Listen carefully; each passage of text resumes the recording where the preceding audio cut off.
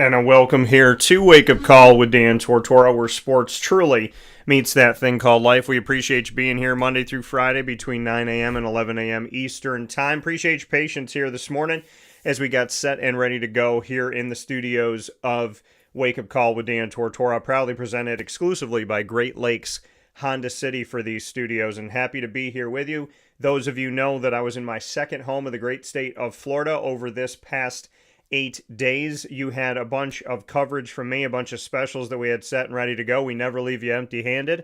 And while I was down there running some college football playoff conversations live for you as well. So happy to do that. Happy to be here with you. And happy to be up and down the East Coast, the Midwest, the West Coast, and all around the globe on YouTube.com and Facebook.com, both /WakeUpCallDT, and on wakeupcalldt.podbean.com. So however you're tuning in to Wake Up Call with Dan Tortora, we thank you for being here with us where sports meets life. And of course, inside these Great Lakes Honda City studios, Great Lakes Honda City, coming to you on 7140 Henry Clay Boulevard in Liverpool, New York. Go and see them for sales and service Monday through Saturday. Let them know the DT sent you their way, and I appreciate all that they do at Great Lakes Honda City, the only place that I have gotten my vehicles for over 11 years. So big time shout out to Great Lakes Honda City. And like I always talk about here on the show, you got to put your money where your mouth is. So can't promote something you don't do yourself or where you don't go yourself. So big time thanks to Great Lakes Honda City. On the broadcast here this morning inside of MonPazPopcorn.com is what's popping. We're going to start the broadcast off with an all-new Lazer Lounge. You're used to seeing it every other Wednesday, but because of travel yesterday coming back from Florida, we have this Thursday as our Lazer Lounge for this week only. And Ny'Quez Madison, joining me from Liverpool, was with me back then just a few years ago and is now indoor and outdoor track at OCC and last season's national champion. We'll be talking with Ny'Quez in just a moment. And then Papa Joe's going to come to us in the middle of the show around 9:30 to 10:30 a.m. Eastern Time. PJ will be talking with us on the bowl season, the college football playoff, now that the entire bracket is set. And we will also get into this week in the NFL. We'll round out the show at 10:30 a.m. Eastern Time with the VP of Communications for the Goodyear Cotton Bowl Classic inside the college football playoff. This year it is a quarterfinal game, and Scottie Rodgers is back on the show, as he always is. So plenty of great stuff coming up where sports meets life. Let's bring in Ny'Quez here of OCC. Doing today. Happy to have you here and be a part of the show. And I think this morning has been a morning, Ny'Quez. So I think you can hear us. Maybe you can not, but let's see if we can retool. Let's see if we can get Ny'Quez here on the broadcast with us. Let's see here. Can you hear me? Yeah, I can hear you. I don't know if you can hear. Hold on one second. There we go. Can you hear us now? Yeah, I can hear you now. All right. So we have Ny'Quez with us here on Wake Up Call with Dan Tortora, where sports truly meets that thing called life. You know, Ny'Quez, it's something about coming home, coming back to familiar places, right? Coming back to the place that you know, and, getting back in your home studio and whatnot and all that good stuff. I got to tell you, and maybe you know this from other things in life outside of broadcasting, but you never truly know what's going to happen. And yeah, we ran into like Murphy's Law this morning. So happy to have Ny'Quez with us here on the broadcast. Ny'Quez, how are things going for you this week? They're going good for me this week so far. Thank you for having me on here, honestly. Yeah, no, I'm happy to have you. And I know you and I talked about football back in the day and, connecting with you through Liverpool. How much do you miss those days, miss those moments at Liverpool playing football? I miss those moments a lot because I just had a team with me. All my guys were together, and now we're all just separated doing our own thing at all of our colleges or work of what we chose to do. And yeah. Yeah, so like you said, it's been different to have everybody separate. Do you all get back together, or do you is there a text chain that's out there? Are there moments where you try to all grab some food together? I mean, are there still those connections since you're not obviously that far away at OCC? Usually when everyone comes back home and stuff for the summer or even for the winter break, we usually get together, or some of us still keep in contact with each other. Like we had text, talk, call on the phone, even during school and all that. So yeah. So who's on the text chain? Who are some of the people that you commonly talk to? Okay, some of the people I commonly talk to is Sejan, Antonio, and a few other people I see, whoever comes when they come back home, because they come back home often, some people. So, yeah. Do you have a best friend on the team? Like when you think about all the guys, is there somebody that sticks out to you that you're like, hey, that's someone that if I need a pick me up, if I just like want to go and be around somebody who knows me, like this is the person that I go to. I would probably say my friend Sejan, Say because John. me and Sejan, we was together for since middle school, and he used to always pick me up. We go to the track, we go to the gym, do all types of stuff together. So what do you want to say to Sejan right now?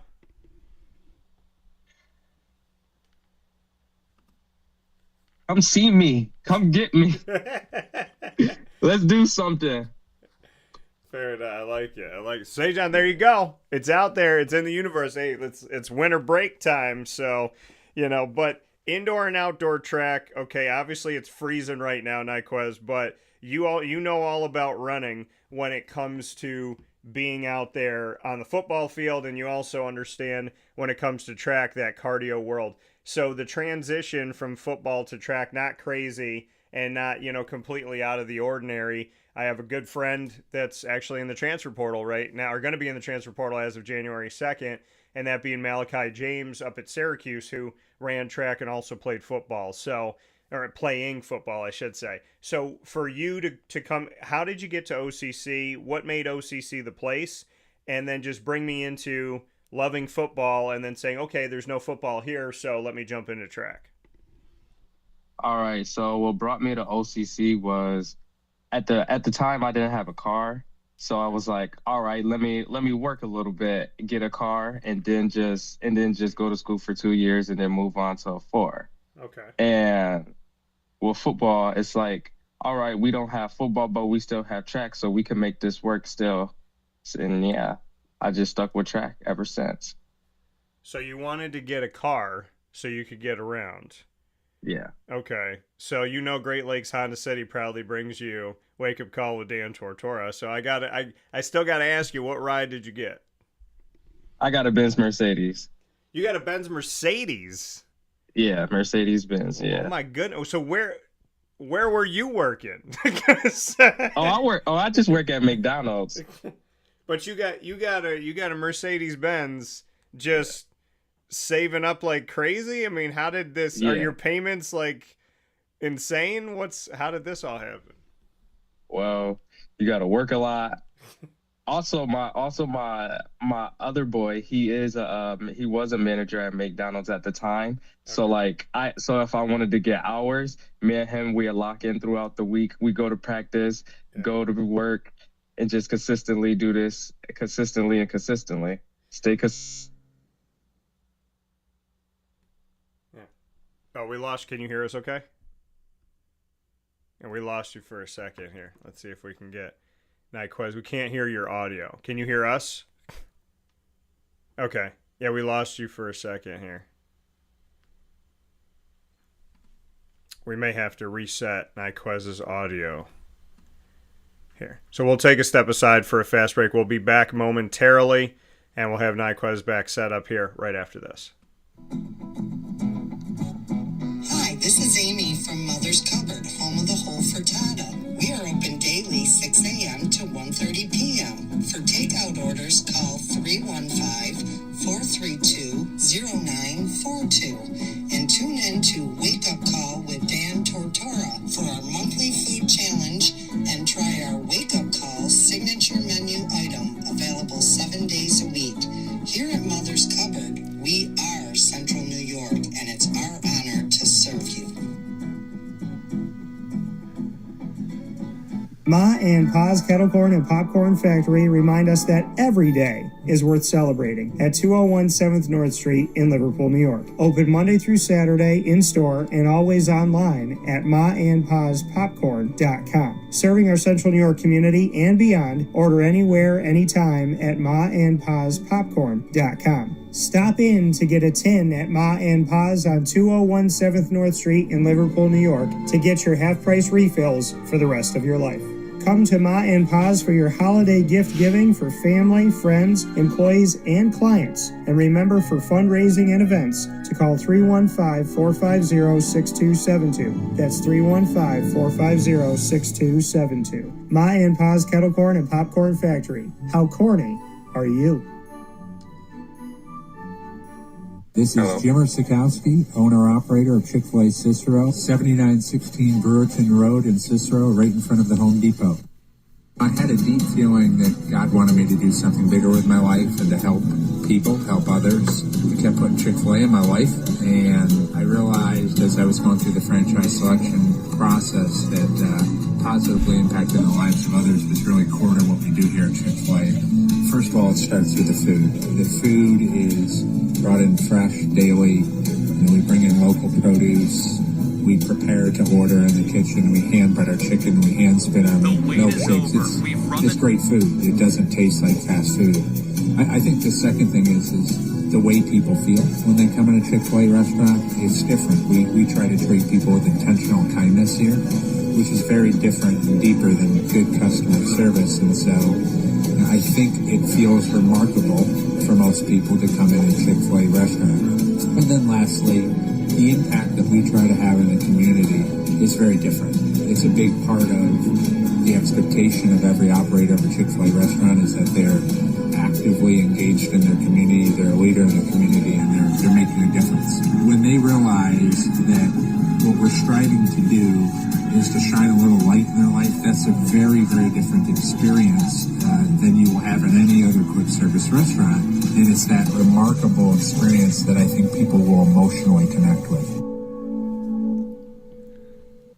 And a welcome back here to Wake Up Call with Dan Tortora, where sports truly meets that thing called life. We are here inside of the Great Lakes Honda City Studios and inside of this edition of the Lazer Lounge. So as we bring Ny'Quez Madison back into the broadcast here, happy to have him here with us on Wake Up Call with Dan Tortora, where sports truly meets that thing called life. And we thank you for being here with us. So Ny'Quez, can you hear us okay? Yeah, I can hear you. All right, perfect. So, yeah, so, I mean, like you said, we were talking about before the break here, you got a buddy, manager at McDonald's, said, hey, I need hours, and you just, so you put in your brain, I'm getting a Mercedes-Benz, and you just worked like crazy to go get one? Oh, no. So what happened was I needed a car. Okay. But at the time I had enough saved up to where we were just looking all over the place, me and my dad. And my dad was like, do you like Mercedes? I was more into Audis, but I was like, you know what? Why not get a Mercedes? And that's what happened. So, okay. So was this your money, or did Dad say, hey, I'm going to help you out a little bit. I got your back a little bit here. This was my money. This was all my money. This is all your money. So, yeah. Just from working. Yes. Just for going out. So let it be known, folks, for those of you sitting on your keisters right now, not doing anything. So, I mean, because we live in a world where people, Ny'Quez, right? They want it all, but they don't want to work for it. And you're sitting here saying, I drove around with my dad. I wanted a Mercedes-Benz.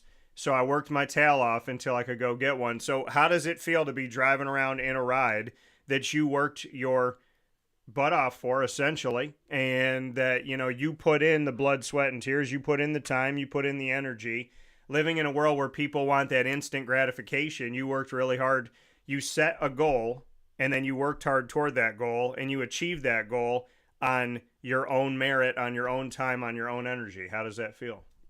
It feels great. I can get around whenever I want. Could go to the gym whenever I want. I don't have to call a buddy. I could go pick up my buddy if I want to now, and I don't have to be the one who got to depend on the ride. So my question to you is, when are you going to drive me around in this Mercedes-Benz? That's what Just I'm let me asking. know anytime, anytime. Ny'Quez Madison here with us. Wake Up Call with Dan Tortora, our exclusive partnership with the Onondaga Community College Lasers here, bringing you this Laser Lounge every single month. Ny'Quez, for you, like you said, going to OCC, local, being here, an opportunity. What have you gained from being at OCC? What can you say have been the positives for you? The positives is meeting everyone that I didn't get to. It's like meeting different people and everyone I probably didn't get to meet in high school due to sports and stuff. And you just get around a whole different environment of different people. So, being around the environment that you're around, seeing the people that you see at OCC, if somebody was considering going to OCC, how would you describe the environment? And is it a place that you would choose to go again? I will say the environment is good because you meet a wide range of people, but that's also college. Yeah. And as far as coming to OCC, I will say if you want to work and you want to just stay home, go to OCC. Now, if you want to go far away and you want to live a big college experience, go ahead, do that too.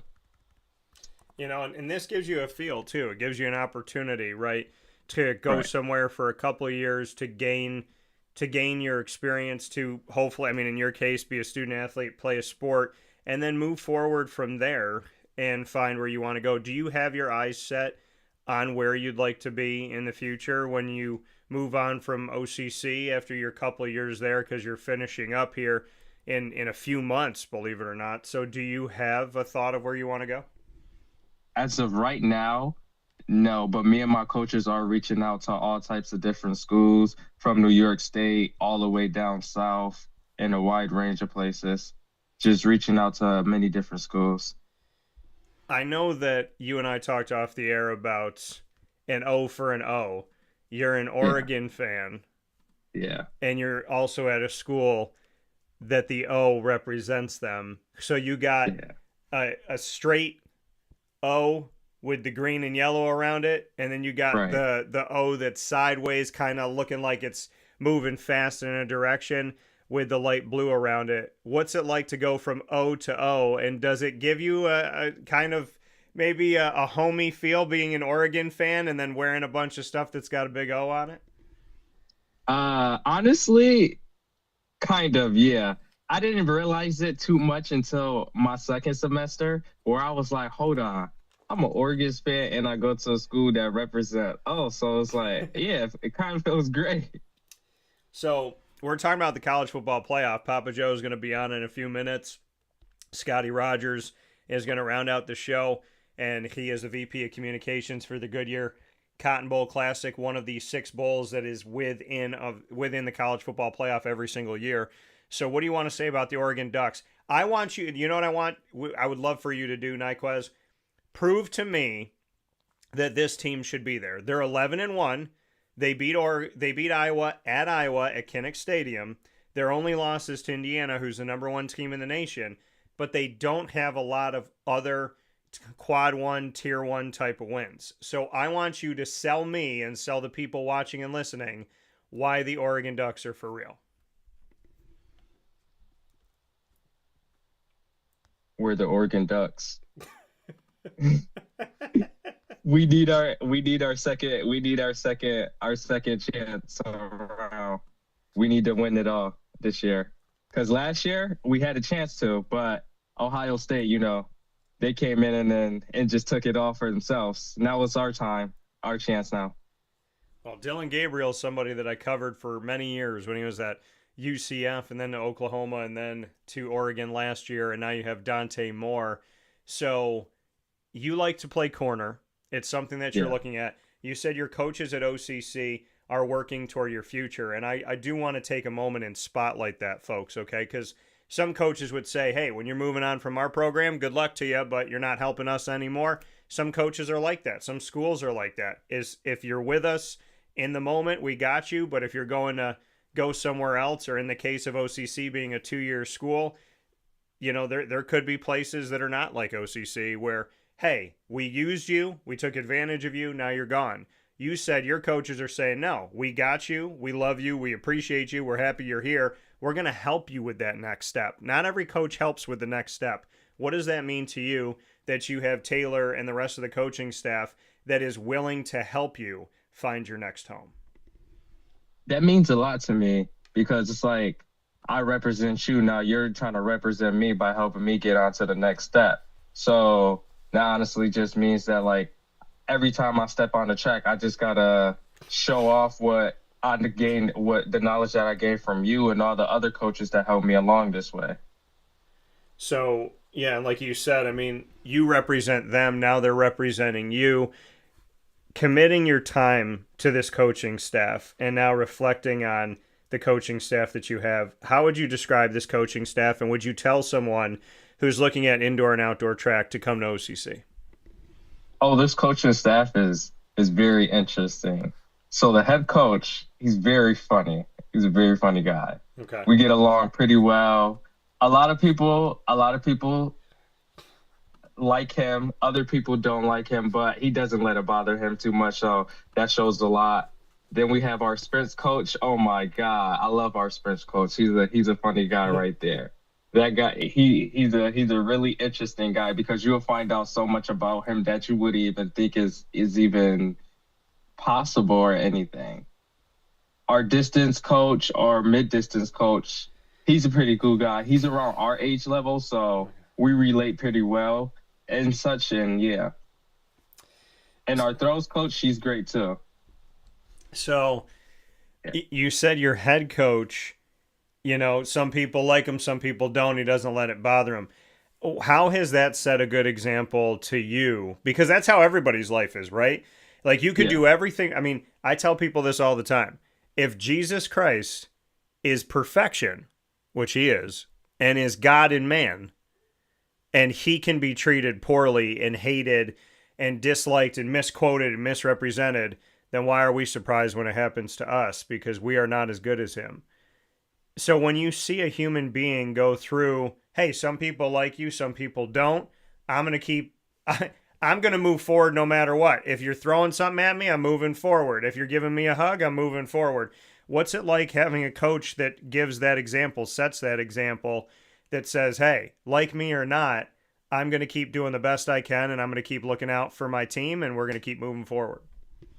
I feel good about it because it's a good example for the team, because when things get hard, it's just like you can't let other people in and get in your head, and then you start getting mad and upset and all of this. It's just like, if you set that example, it's gonna eventually lead on to others, and others are going to be able to be in a competition where they don't let stuff like that bother them or anything. So it's like, yeah, that's a very good example of how a leader should lead a team. So for you, Ny'Quez, how do you keep that? How do you embody that as well? The, hey, like me or don't like hate it or love it, the underdog's on top, right? We hear that. So, like, how do you not let it bother you if somebody was to not like you, to boo you, to not be in your corner? How do you handle those things? Oh, it doesn't bother me because, like we said, I played football before, so like I'm used to kind of being, I like kind of being a villain a little bit. Okay. So it kind of doesn't bother me as much as it would someone else. So when I go out there, it's just like, it's all noise to me. Like, it can't bother me, can't touch me. I'm still going to be able to do what I do. So it's like, yeah. Yeah, I love it. I love the positivity. I love the fact that, you know, you have that energy and that little chip on your shoulder to go out there and do your thing. Ny'Quez Madison, before I let you go, I know you said, you know, playing indoor and outdoor track at OCC, looking at potentially getting back into football again. So it's a two-part. Share with everybody your national championship, because you did that at OCC, and that's incredible. Yeah. So I'd love for you to share with everyone being a national champion and the journey to that. And then secondly, I want you to look into the screen and tell college coaches in the football world why you should be their cornerback. All right. So as far as my national championship, it was a very rough journey. Let's just say that. Okay. Because all the schools that I ever went to and stuff and faced against, they all, and I won a national championship in the triple jump. Now in the triple jump, you got to be good at all phases. But what I struggle with mostly is my second phase, which is very short, versus everyone has a very long phase. So once it came time to nationals, and we're just in the moment, I don't know. Once I compete, I can just get in a phase where I could just flow. I can just lock in and just let my body naturally does what it does. And then that's what happened. Because even when I won it, I didn't even realize until like I became back aware after the jump. It's like when all spinners are running, everything just gets quiet and down, and you can't even hear nothing. You're just focused on your race. And then once it's all over, it's like, oh, I done won this. All right. We got something under our name now. And then, yeah. And as far as football and defensive back and stuff like that, it's like I would love to get an opportunity to play because I love, honestly, growing and being around new environments and being able to go through the challenges that it takes to win in order to win. Just like I did with track. If I can do the same thing that I did with track, I can do the same thing for a football team. I can help win. Yeah. Ny'Quez Madison letting you know that not only a national champion when it comes to the track world and in that triple jump, but also somebody that can help out your football team in the not too distant future. Ny'Quez, we're going to play some rapid fire. We're going to have some fun with this inside the Lazer Lounge. Our exclusive multimedia marketing partnership with Onondaga Community College is here with us every single month on Wake Up Call with Dan Tortora inside the Great Lakes Honda City Studios. You get the first question, Ny'Quez. What do you got?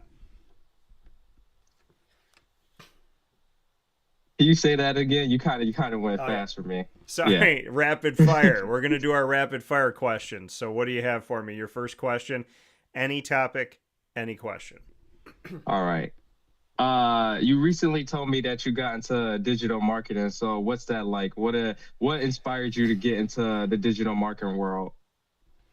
Yeah, I mean, I've been studying, when I was in school at Marywood University, I studied a lot of different things. You know, my bachelor's is in digital media and broadcasting, but I would say I got a taste of pretty much almost all, if not all, different avenues of communication arts. And just, when it comes to marketing, it's being an honest person. It's having an idea. I love being an idea man. So having an idea, being original, being unique, believing in that idea, bringing that idea to life, and then bringing it to someone and saying why they should be a part of it. And I just love it. Every time I sell anything, create a partnership, sign a contract with a business, I want to go do another one. Not because I'm greedy, not because, of anything other than the fact that I love to create. And every time I create something, I want to create something else. Like, there's something that's going to be unveiled next week on the show that I've been working on behind the scenes, and it's something I've never done before. And I'm just very, very excited. I love coming up with ideas, and I love partnering with people and getting them energized about it and getting them excited about it, and then just going and having fun. We have a bunch of businesses that we work with. I'll put them up on the screen right now here for a second, but Great Lakes has been with us for over a decade, Carvel for over a decade, the Wildcat heading toward a decade, multiple years with GG Cards and Breaks, Chick-fil-A Cicero pretty much from when they opened, Chick-fil-A DeWitt when they opened, Mother's Cupboard for I think at least 4 years now, Ma and Pa's is in year 7, I believe, Pizza Man's in I think they're in year 5, Canine Camp Dog Daycare and Canine Campground Dog Boarding around year 7. And then Avicoli's is, I believe, in year 6 at least. And then, you look at the schools that we work with. Bryan and Stratton spent multiple years with us. Binghamton's passed a year. OCC's in its first year. And then, places like Game Point Sports and Myers Creek are newer to the family. But, we build relationships and we sustain those relationships. I think it speaks a lot to my business and how I do what I do and why I do what I do and what I bring to the table, that we're talking about companies and logos that have been connected with Wake Up Call with Dan Tortora and Dan Tortora Broadcast Media for over half a decade, if not over a decade. And I think it speaks a lot to the work that I do. So I just love it. I like being different, and I like showing people that faith and honesty and just common goodness still exists. I would say that. My question back to you, Ny'Quez, if I hired you to work in my multimedia marketing company and you could have any job, what job would you want? I would say editing. Okay. I love helping my friends and stuff with little edits and stuff because I took a photography class. But even before photography class, I was into editing already. It's just something about it that's just satisfying to me. It's just fun to play with. So yeah, why not? Well, I would tell you, video and audio editing, I do need an editor right now. So you picked the right thing, man. We're going to have to talk. So what's your last question for me?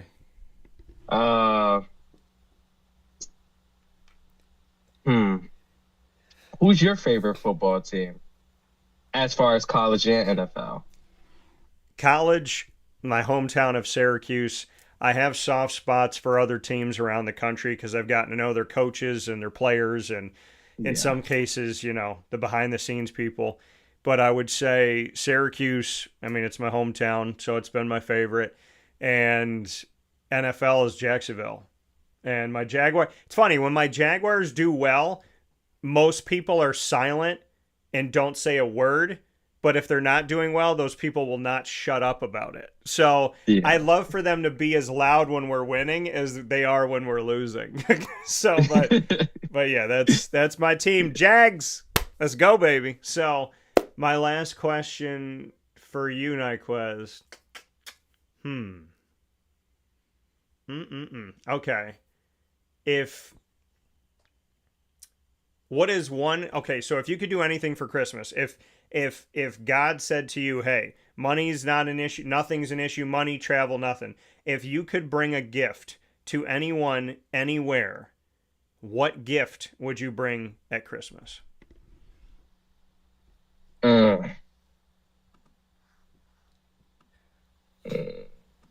It's an interesting question. Oh my God.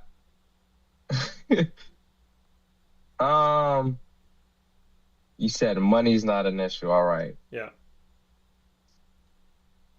All right. I will get. Dang, this is a hard question. All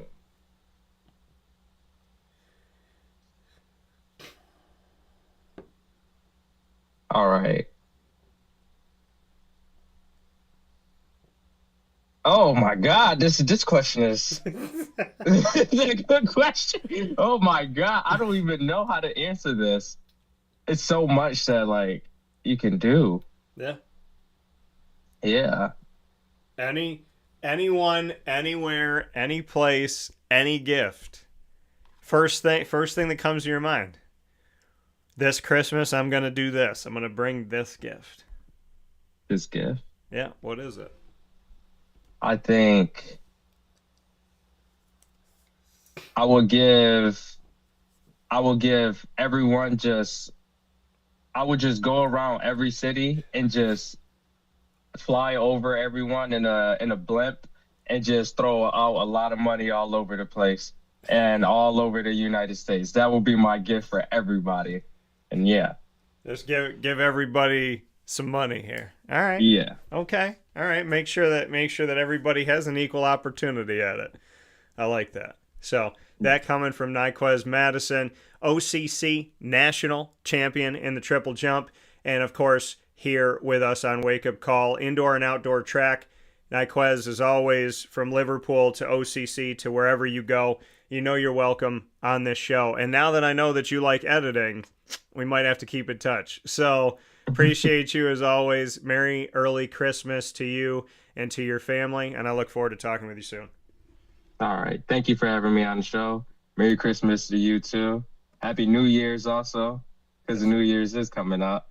So yeah, I hope you enjoy your year and everything goes well for you along your journey. Same for you, Yeah. man. Stay positive, stay warm, and Happy New Year to you as well. I'll talk to you soon. All right. That coming from Ny'Quez Madison here on Wake Up Call with Dan Tortora in this edition of the Lazer Lounge in our exclusive multimedia marketing partnership with Onondaga Community College and your Lazers, coming to you every other Wednesday, typically at 9 a.m. Eastern Time. But this week we had to do it a little bit different due to travel. And you know that I travel a lot for my job, so we are going in and out of town. And our second home in the great state of Florida, of course, is a place that I get to frequent, and that's where I was this time around. So happy to be here with you. Happy to be back in the studios here inside the Great Lakes Honda City studios. We were in the travel studios for Great Lakes Honda City, and now we're back here in the studio. So happy to do that. Happy to be hanging out where sports meets life. And we're going to be bringing in Papa Joe to the broadcast here in just a second. PJ coming to us typically at 9 a.m. Eastern Time on Thursdays, but we had to switch things up. Like I said, we had an interesting week of getting everything set up here. Got to spend some time with Papa Joe and MT down in the great state of Florida in nicer weather. I left the 70s and sun to come back to snow and ice. So Papa Joe, but thankfully it wasn't snowing when we were coming home, and the plane was safe and we were okay. And I hope and pray the same for everyone that's traveling and staying put. So with that being said, it's time for Papa Joe. PJ, I just got to see you not even a week ago, and I'm very happy that we got to do that even for a little while, and welcome back to the show.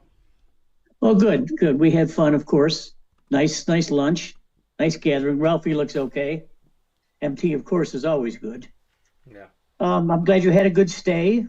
Doesn't look like you got any sun, no. Oh, I did. You look a little pale, bud. I got sun. See, the thing is, the way that my lighting is in this studio, it always makes me look. It's crazy because I come in here and I look at the lighting and I'm like, why do I look so pale? And then you'll see me I'll take a picture of myself on my phone and you will definitely see that the tan is here. So I got some sun. I swam a couple times. I would say that I swam 3 times, twice in the pool and once at Epcot because there was a monsoon when we were there. So we did walk through the rain a little bit, but happy to be down in Florida, happy to spend some time together, have some gifts, and I know that you'll appreciate this. When I landed yesterday, the tin was with me, so before I went to bed last night, I had some MT's famous fudge right before I went to bed. I didn't think you would make the trip. I thought you and Ralph would eat it all. Oh, no. We saved the good stuff for last. I got to save some of that for Christmas time. So, PJ, let's get into bowl season. Now, those of you that don't know Papa Joe, he absolutely loves bowl season. He watches every bowl game. There's 40 of them. He watches them from sunrise to sunset, every single bowl game. He's in it.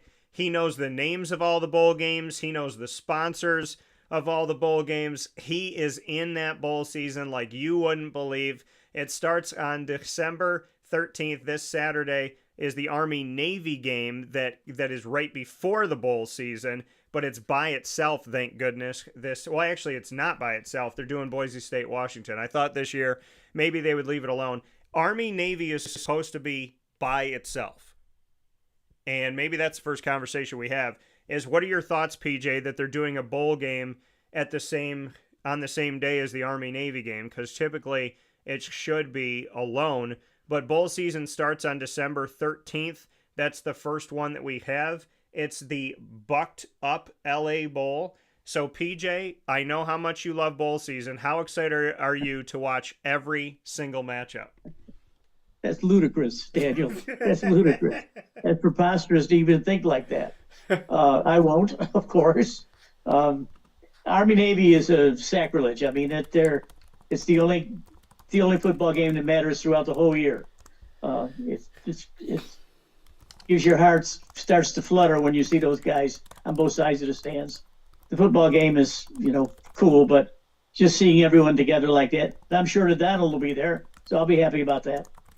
Yeah, do you feel like the Army-Navy game should be by itself? Do you think the bowl season should, if they want to start early, start the day after? Do you think there should be any bowl games when the Army, like, should the Army-Navy game be on its own day without any bowl games, or are you okay with there being a bowl game that day? No, they should have their own bowl. They should have their own day, their own. We're celebrating these young men in their struggling to protect our country, and it should be left alone. I really strongly feel about that. Matter of fact, they would probably get a great audience if just they had it alone. I think maybe they did last year or maybe the year before, but I don't. Bowl season to me is ridiculous. But you have to cover it all, so. And I'll probably try to pick some winners out of it, but I'm more concerned about my coach at Florida. I'm more concerned about the college football playoff, but the Army-Navy game should be separate. Yeah, and I agree. I 100% agree that the Army-Navy game should be separate. I absolutely agree with that. I asked that question thinking about it, that I wasn't used to there being any bowl games on the same day. I don't remember there being any bowl games on the same day. And then within the last few years, they started doing it, right? They started putting these bowl games earlier and earlier because they have to get them all in because they have so many of them. And to me, Army-Navy should be by itself. It should be showcased on its own. It's a different game. It means more than simply football. And I just feel like we should spotlight it. So discussing the Army-Navy game and if it should be on its own island, so to speak, before bowl season begins. And I think it should. I think it should be before bowl season. There doesn't need to be one. And there's one bowl game. It's Boise State and Washington, and it's going to be in Los Angeles. There's one bowl game that day, and I'm not even saying like same time or different time. I think that Saturday, that early Saturday during Christmas time and the holiday season should just be Army-Navy, and then we go on from there. But let's go to the bowl season, PJ. We know that it officially starts Saturday, December 13th. There's games on the 13th, the 16th, the 17th, the 18th, the 19th, the 20th, the 22nd, 23rd. There is a game on Christmas Eve at 8 p.m. Eastern Time, California at Hawaii in the Sheridan Hawaii Bowl. And then there's games the day after Christmas on the 26th, then on the 27th, the 29th, the 30th, the 31st, January 1st, January 2nd, January 8th, 9th, and the 19th. And included in some of that is the college football playoff. Knowing that we're going to have football for over a month in bowl season, what are your overall thoughts about the bowl season? And, because there's some rumblings and some things we need to discuss this morning. Besides the college football playoff, do you think that there should be any other bowl games? Oh, I don't know. I often thought that the kids, in the administration, they deserve a chance to go somewhere maybe nice and warm and enjoy their time together. And that's if they got all their studies all up to date, which half 3/4 of these guys don't care about. So I applaud the bowl seasons, just trying to get it started.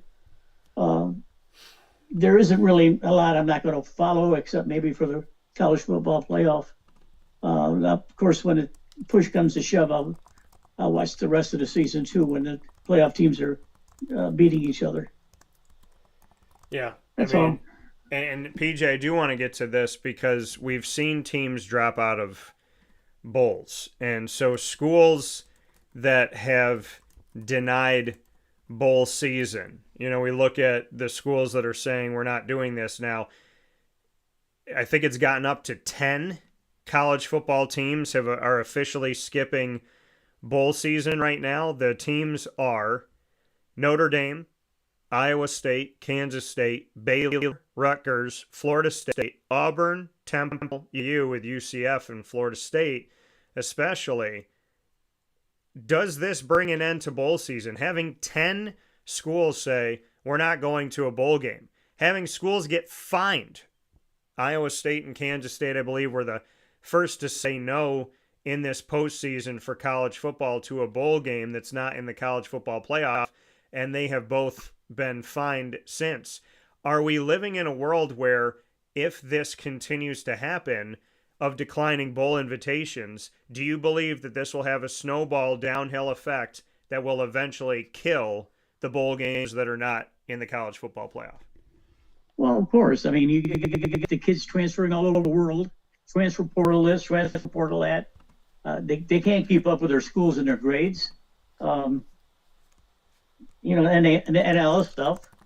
I don't know what the answer is, but the answer certainly is an NIL.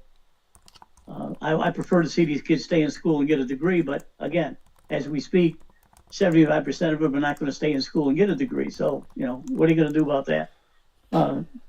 It's the system now has a kid can actually go to 4 different schools in 4 different years. I mean, yeah.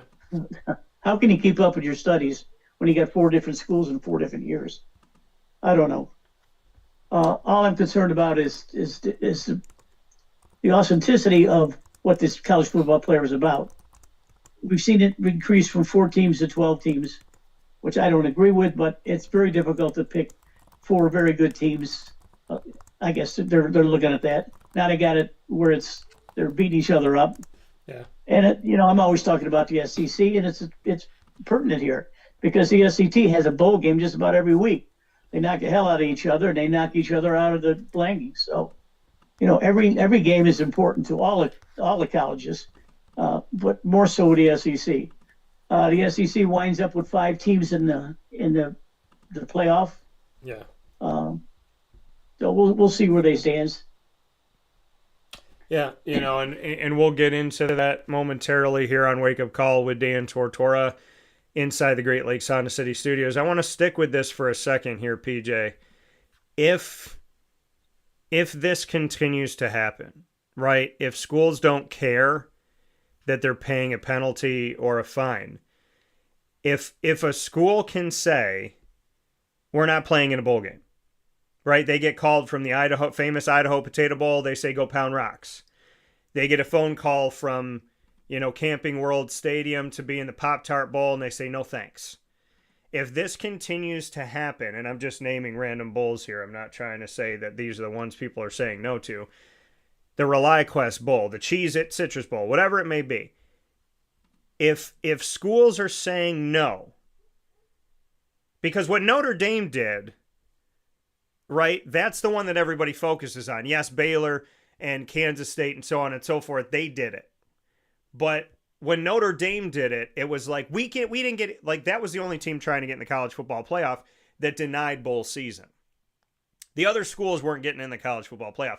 Notre Dame makes it feel like if you don't put us in the playoff, we're going to punish America. We're going to punish college football. So if these things keep happening, be it Notre Dame, be it Baylor, whoever, but if schools are okay paying fines, $500,000, whatever it may be, if they're okay paying these fines, PJ, will bowl games die is essentially the question. If enough schools say we're not going to be in it, we're not going to do it, we don't care, is this going to end the bowl season?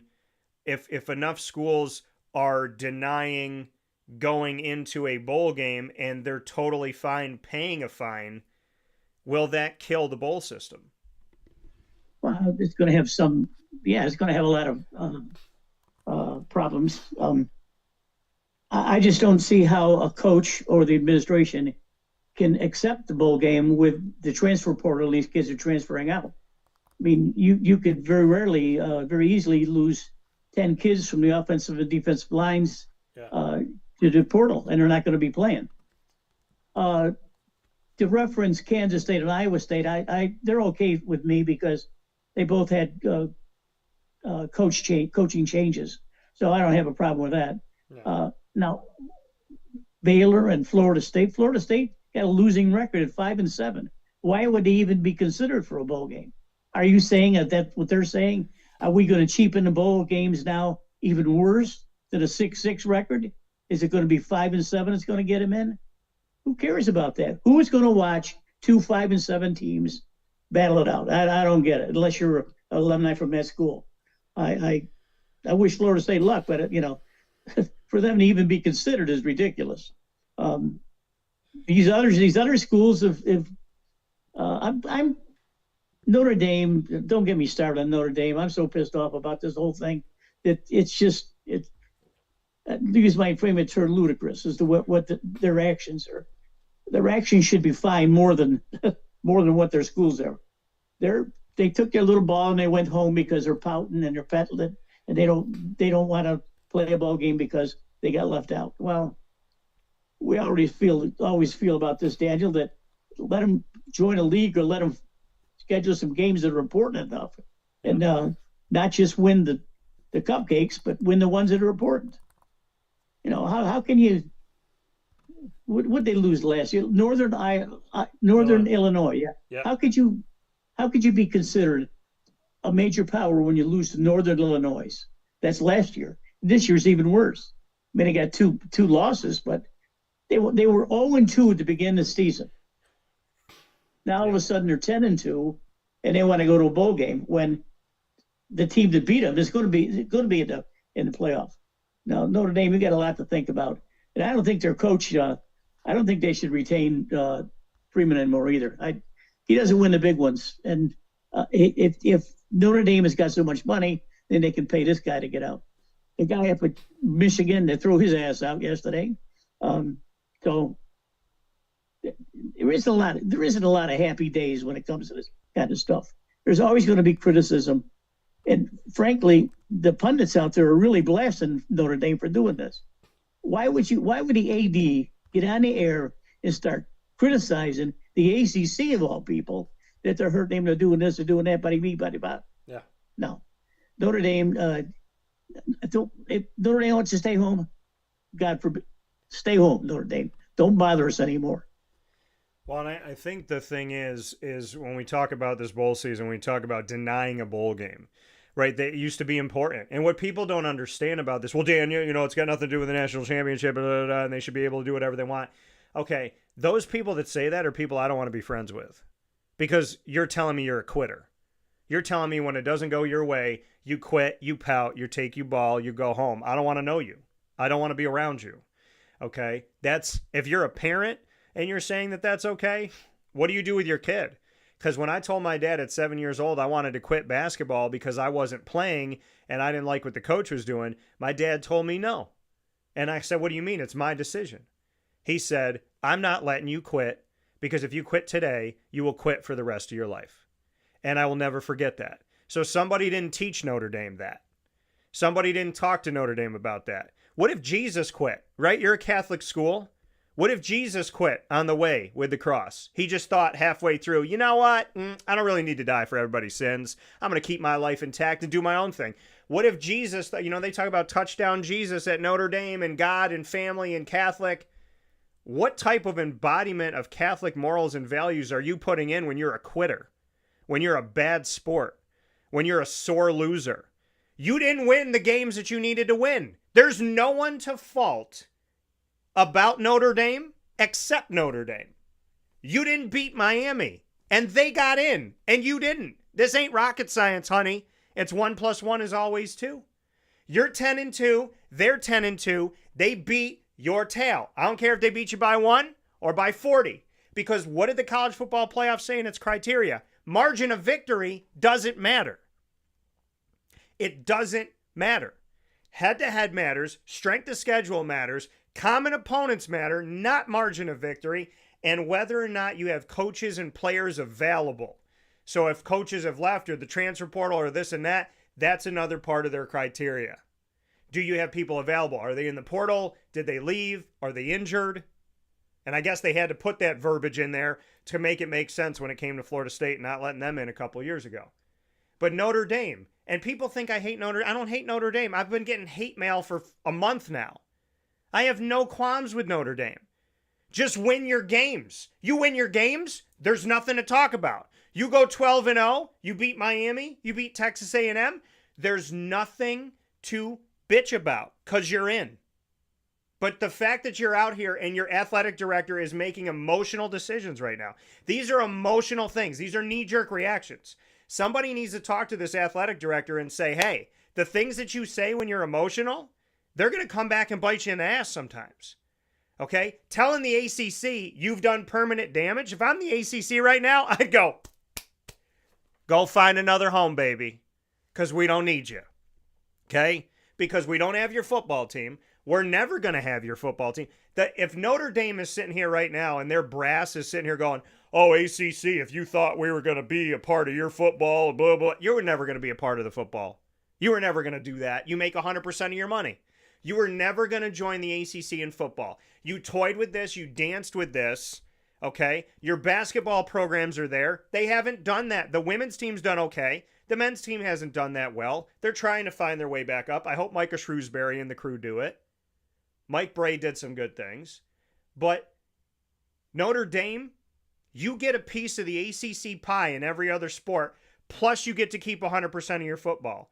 You bent the Big East over, and you took advantage, and now you bent the ACC over, and you took advantage. Now you're out here publicly saying, hey, ACC, we're mad at you. We're going to take it out on you now. How dare you promote Miami over us? How dare they? You're not in their conference. You don't have a football program there. You want the ACC to defend you as a member when you're not a member in football.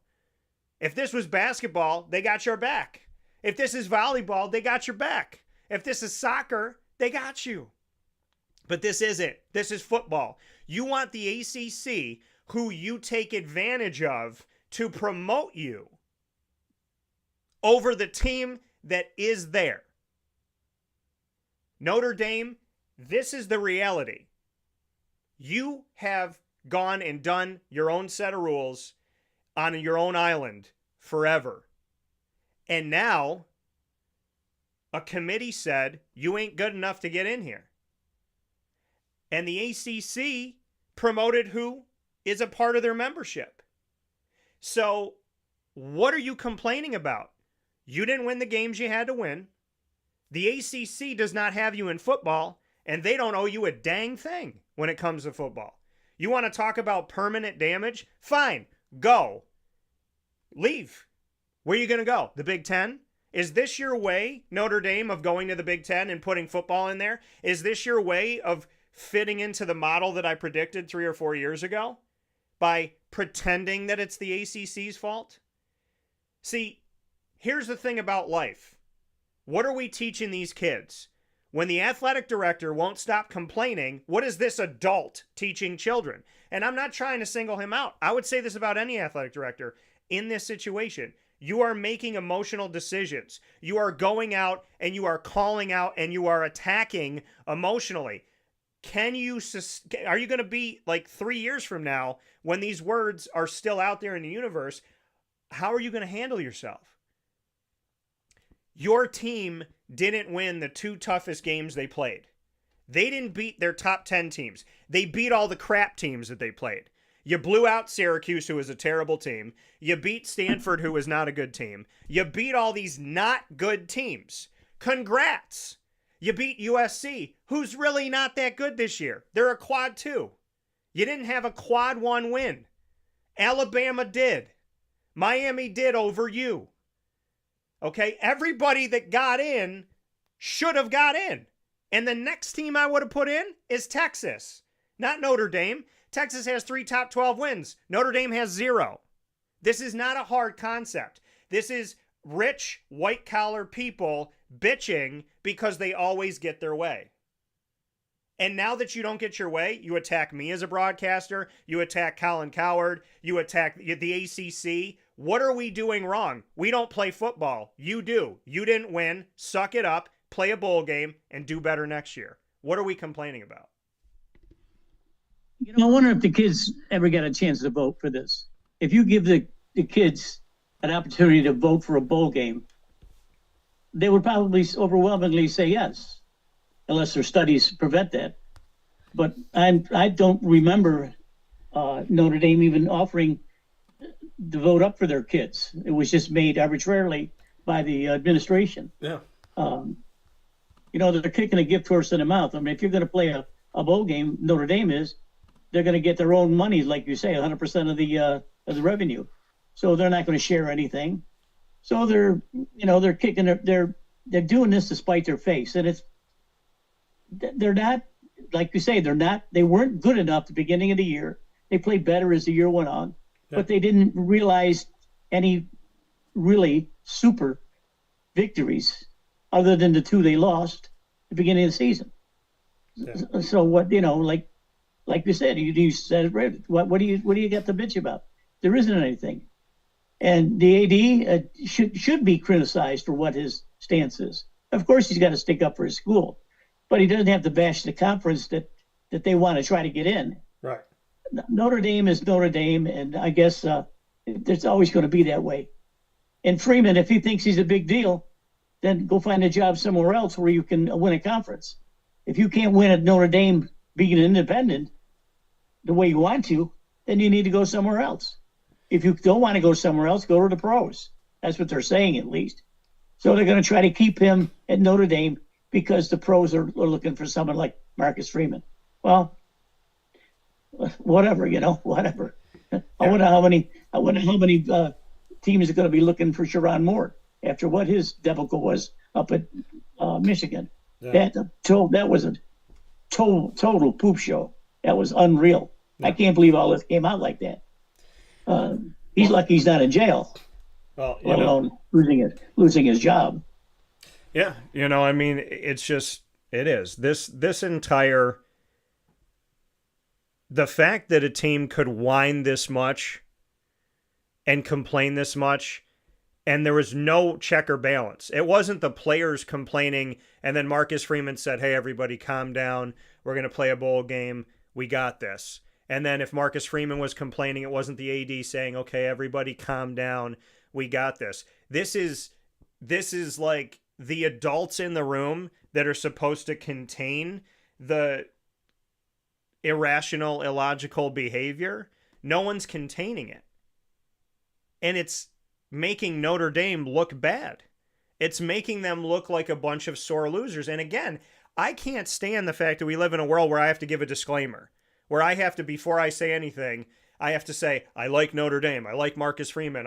I do. I'm disappointed in Marcus Freeman. I didn't think he was capable of this. I didn't think he would do this to his seniors, to his grad students, to his university. I didn't think that the athletic director would blame the ACC because his football team can't win games. I mean, I respect Jim Phillips, the ACC commissioner. I don't see Jim Phillips as a bad person. I don't see Jim Phillips doing anything wrong in this situation. Did he come out and say, F Notre Dame? No. But it feels like Notre Dame's leaning in that direction toward the ACC. They've done permanent damage to us. How you realize that the only thing that truly parallels what Notre Dame is doing right now is when you're in a grocery store and you take a candy bar away from a child and they start screaming and crying until you hand it back to them. That's the only analogy that makes sense. They are grown babies right now. That's all that this is. We didn't get in. We're Notre Dame. How dare you? So you want to get in when you have no losses, 1 loss, 2 losses, 3? How many? Is there ever a way that you don't get in, Notre Dame? Because, see, a year ago, I had a conversation with a commissioner of one of the conferences in the FBS who said to me that it's actually written into legislation that Notre Dame has a special kind of path to get in there. So what are we doing? If the college football playoff is open opportunity to everybody, but Notre Dame has a special set of rules on their little island, like they've always had, and now there's even more, plus when they don't get in, they get to complain and moan and kick the ground. I mean, so Notre Dame's going to egg the house of the college football playoff if they don't get in, and the college football playoff is going to have to like it and understand why they got egged, and they're going to have to clean it off themselves and not call the cops. Like, PJ, what are we doing that Notre Dame didn't do the same thing that Vanderbilt is doing or Texas is doing of saying, you know what? We tried. We had a good season. We didn't do enough. We're going to go play a bowl game. We're going to kick ass. We're going to get after it in 2026. I don't see Texas bitching. I don't see Vanderbilt bitching. I don't see BYU bitching. So why is Notre Dame bitching? That's a good point. Frankly, the teams you mentioned, Vanderbilt and Texas are awful good. Vanderbilt would probably go toe-to-toe with Notre Dame. Look, they have their own issues. Let them. They're going to have to stew over the winter and into the spring. They got a good recruiting class, apparently, a good recruiting class. Now, how many of these kids are going to transfer out now? That remains to be seen. And how many of the kids that have already committed don't want to commit? I want to get out of my commitment. If you're not going to go to a bowl game, if you're not going to do this, do that, do that, yeah, I don't want any part of it. They got a big job, but it's they have a terrible job at trying to prevent anything worse than what's happening now. They're going to have to nip it at the bud here, maybe come out with a statement after Christmas and say, after reviewing everything, we sort of agree with everything, But they're not going to do that because you say Notre Dame is Notre Dame. I don't care. If you're going to ask me if I was going to watch a Notre Dame bowl game, the answer is no. Well, that's the thing. I mean, it's just ridiculous. And I think ultimately, again, they always say when you have a lot of emotion, especially right after something happens, to take a deep breath before you respond. Before you respond. Right. And I feel like the athletic director of Notre Dame is saying a lot of stuff right now, very emotionally. And my best advice to him is, you think permanent damage has been done to you? If you don't shut up right now about kind of your word vomit, you may screw yourself out of the ACC. I mean, I think Notre Dame's biggest problem is they think that they're bigger than everyone, and they think that everyone will bow to them. Why do they think that? Because everybody has. But if the ACC decides not to, if the college football playoff decides not to, where are you going to go, Notre Dame? I said this a long time ago. You want to make Notre Dame do what everybody else has to do? All the college football playoff has to say is if you're not in a conference, you can't qualify. Because we can't look at your strength of conference. So we can't look at your strength of schedule every single year. We're not looking within a conference. You'll never play for a conference championship. You'll never be a runner-up. There's all these things that Notre Dame doesn't have to worry about, doesn't have to deal with. If you really look at this, even if you're like the most avid Notre Dame fan, if you really, really look at the situation, every other school in the FBS besides Notre Dame and UConn is not the same as Notre Dame. By any stretch of the imagination, when we talk about this argument, everybody else has to fight through their conference schedule. They're a victim if their conference is respected by the CFP. They're promoted if the conference is considered high, that's great. If the conference is considered low, then they're punished, right? No matter what they do. They could go 11-1 or 12-0 on the season. They could go undefeated in their conference and lose some games out of conference and be held out of it. Right? You're a victim of your even in the SEC. Look at Texas, how hard of a schedule they played, and they have 3 losses. One of them's to Ohio State. And what did Steve Sarkisian say? Well, then we should have just played a cupcake then. So essentially, why do we play this tough game? So Notre Dame never has to deal with the conference is respected by the committee or not respected by the committee. Did they play in a championship? Did they not play in a championship? They can make their own schedule every single year. They can play a bunch of teams that are non-factors. There's teams that were non-factors this year that they play next year. So if the College Football Playoff Committee really wanted to show their prowess, they would say to Notre Dame, join a conference, UConn and Notre Dame, or you will never be considered. Why are there 136 FBS schools, but 134 of them have to play a certain set of rules and the other 2 don't? Notre Dame, the committee could make this very simple. Join a conference or you don't qualify. Makes sense to me. That's true. That's true. Well, all I can say is go Gators. So, PJ, we will be talking about the college football playoff as we get closer to it here. We know that we are here on December 11th, and the college football playoff will have its first game of this season on the 19th when Alabama plays Oklahoma, and that'll be in the first round game at Oklahoma. That's going to be at Memorial Stadium in Norman, Oklahoma. It'll be a rematch of the regular season game where Alabama lost to Oklahoma, one of their 3 losses on the season. So we will have college football playoff talk with PJ next week on the eve of the first game. But PJ, let's get into NFL Week 15. Let's make our picks, because we didn't make our picks this past week due to my travel and whatnot.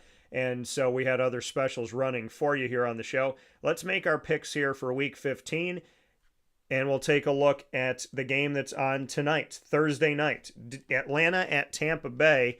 And I'm going to go ahead and bring up a board here for PJ and I. But Atlanta will face off against Tampa in the NFC South. And so as I bring that up here, PJ, taking a look at this, I do want to, while I'm bringing up the board, your thoughts on the Jacksonville Jaguars and just what they've done this season and your overall take on Jacksonville. What have you seen from them? Well, I follow them real closely down here, as you know, and I read just about everything I can from the local guys. And generally speaking, everyone's happy that the Jaguars are in this position. They've played well. They haven't really lost. They've lost one game by multi. It was just, they didn't show up that day. That's all it was. Their defense is unbelievable right now. They got the two bookends on the defensive line, and just causing havoc everywhere.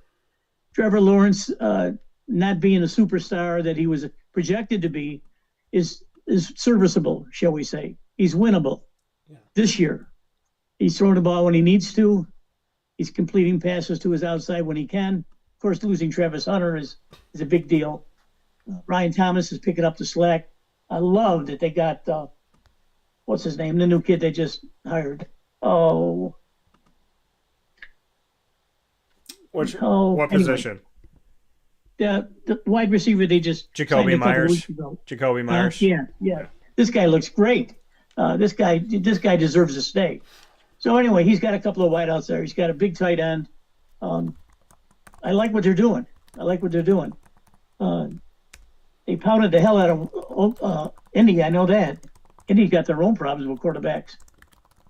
Trevor Lawrence is running, which I don't like to see him, but at least he's hitting the ground when he has to. I saw Aaron Rodgers the other night hit the ground a few times before he's going to get killed. Pat McCombs likes to hit the ground too. Not too many quarterbacks want to go lambast themselves right into the line. And Lamar Jackson is hitting the dirt a little bit now too.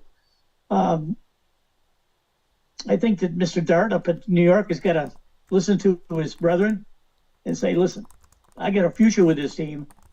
I don't need to get killed trying to go for an extra couple of yards. That's no here or there. Yeah. So it'll be fun going forward. I think that the Jaguars are in prime position to win their division. Of course, India's going to have something to say about that later on. If they can, a lot of people are saying that Liam Cohen could be a candidate for Coach of the Year, and he's done that. He's brought this team together. He's got a great offensive mind. I love the guy. Notwithstanding what he tried to do with the Duval thing months ago when he was hired, that was awful. Duval. But anyway, he's got a good offensive mind. He knows what he's doing. He knows his personnel. Travis Etienne is having an all-star season. They got a good team, Daniel, and I don't think they're going to choke like some of the other teams that in the previous years. I think Liam Cohen is going to have them playing evenly. Don't get too ahead of yourself. Don't get too behind. Just do what you got to do week by week. They're doing that. I'm happy with it. Yeah, they've been doing a heck of a job. Their defense was leading the country in takeaways to start the season, had a lull, had a dip, bounced back, and now they have definitely shown their prowess. They've shown their consistency. They've won against teams that people didn't have them winning against, like the Chargers and the Chiefs. And, you know, they haven't been that team where they beat the really good teams that nobody thought they were going to beat, and then they lose to the teams that everybody thought they were going to beat. They've actually been finding a way to win against the teams that maybe people expected them to that haven't done that well this season, as well as winning against the teams that have done some good things this season, and maybe knocking some teams out of the playoffs, being part of keeping the Chiefs out potentially. So, PJ, we're going to run through this quick. What do you got for the picks? Atlanta at Tampa. I think Tampa Bay is going to get a couple of wide receivers back this week, and I think that's going to go well for Baker Mayfield. I like Tampa Bay. Yeah, I got to go with Tampa as well in this one, with Atlanta having issues on their offense and losing Michael Penix Jr. And when he was healthy, he was inconsistent. Cleveland at Chicago. This game is supposed to be played with potentially negative 20-degree temperature. Yeah. My bros in Milwaukee yesterday were screaming and yelling at me. Oh, my God. You know, they got a polar vortex up there, and it's really, really bitter cold. Yeah. I think the high in Milwaukee's only be a -5. So that makes me cringe just thinking about it. Anyway, Chicago's playing really good ball. Cleveland they're not going anywhere. I guess the Sanders kid they're going to leave him there for the rest of the year. Yeah. The only thing I can say about Sanders is he throws a good deep ball, but other than that, doesn't blow my skirt up. I like Chicago in this game. Yeah, people wanting to see this game more than other games, even if it is negative 20. Tickets $102 as their lowest. I'm also going with Chi-Town. I told you, and I'll say it, I'll continue to say it. Going into the season, I said Caleb Williams would have the opposite of a sophomore slump. He's done exactly that. I got Chi-Town doing it, but Shedeur Sanders, I thought he'd have a good week in fantasy. Told my buddy to pick him up, and he had himself a heck of a time, even though Cleveland has been up and down and around the corner. Baltimore at Cincinnati. What do you got, PJ? Well, I'm going to be in Cincinnati, and Joe Burrow lost a tough game last week. The interception he threw there was just unfortunate. Baltimore's not lighting the board up either. The only reason I like Cincinnati is because they're playing at home. This will be a pick-em game. Yeah. But I think Joe Burrow will probably answer the bell here. Yeah, I got to go with Cincinnati in this one just because Baltimore's been that team that's really made me scratch my head. Here's a game with two teams that have played against each other, or pardon me, two teams that are playing against each other this week that were both beat by the Jaguars. And how many seasons could you say this? The Chargers at the Chiefs, PJ, two teams that Jacksonville has bested. Who wins? Cincinnati has really thrown a clunker up here. I think that Patrick Mahomes is probably having his worst season as a pro. He's not making the right calls. He's not making the right pass. Yeah. He's not taking advantage of Kelts inside the 15-yard line. This game, I like Kansas City in this game, but I just don't think they're going to win it. Bobby Hebert is just a bear, man. This is a big. I think this is going to be one of the only times that I will pick against Kansas City. Yeah, well, I can understand it. I'm also picking against Kansas City with the Chargers in this matchup. Kansas City has had themselves a rough season. I think the Chargers, they still got a lot to play for. Buffalo at New England. What do you got, PJ? Rematch. New England won at Buffalo. What happens in this one? Talk about bitter cold weather. Either one of these places is bitter cold weather. That's right. Josh Allen last week, I watched him with amazement at what this kid can do with a football. He absolutely shocks me with some of the plays that he can do. He's ridiculously good. But that doesn't mean he's going to win in New England. Drake May has really set himself good. Coach is a mind. He's a Hall of Famer to me. This is a good win for New England. Yeah, I got New England in this one as well. PJ, I'll run through the rest of these quicker with me as we get set here for Scottie Rodgers coming on from the Goodyear Cotton Bowl Classic. I got New England. If they can win in Buffalo, I think they're going to win at home. Washington Giants, what do you got? The Giants. Yeah, Giants playing at home. Washington going through numerous injuries. PJ's going to go with the Giants. I am also going to go with the Giants in this one. Let's go to the next game as we run through these quick. Vegas at Philadelphia. Philly. Yeah, PJ going with Philly. I'm also going Philly over the Raiders. So got to go with Philly in that. And the next one that we have, PJ, is going to bring us to Jacksonville, the Jets at the Jaguars. Jacksonville cannot stumble here. They have to win this ball game. Yeah, PJ going with Jacksonville. I'm also going to go with the Jaguars. Keep in mind, a few years ago in 2020, before the 2021 draft, if the Jets had won a game at the end, they might have Trevor Lawrence right now. Arizona at Houston. Arizona at Houston. Houston. Yeah, Houston's done some good things. They've found their footing here. I think they're on the way trending up. Green Bay at, I'm also going to go with Houston. Green Bay at Denver. Green Bay's going to get shocked this week. Denver's playing really good ball. Their defense is unbelievable. Jordan Love is going to have a very difficult time. This is Denver. Yeah, I'm going with Denver as well. There haven't been many weeks this season where I haven't picked Denver, so I'm also going to go with the Denver Broncos. Like their defense, like Bobo Nix. Next one we got Detroit at Los Angeles Rams. Wow, this is talk about a pick'em game. This will be a real good one. I think I like Detroit. Yeah, PJ going with Detroit on the road. Detroit has been haphazard this year, and they've just been up and down. I got to go with the Rams in this to win the game because they're going to be at home. Next one that we have here, PJ, Carolina at New Orleans. Carolina's woke up this year. They're doing a good job. Yeah, I got Carolina to win this game as well. New Orleans has been struggling throughout the season. Carolina has had, arguably, if it ended right now even, they've had their best season they've had in years. Tennessee at San Francisco. San Francisco. Yeah, we got San Francisco in this one. Tennessee's had a horrible season.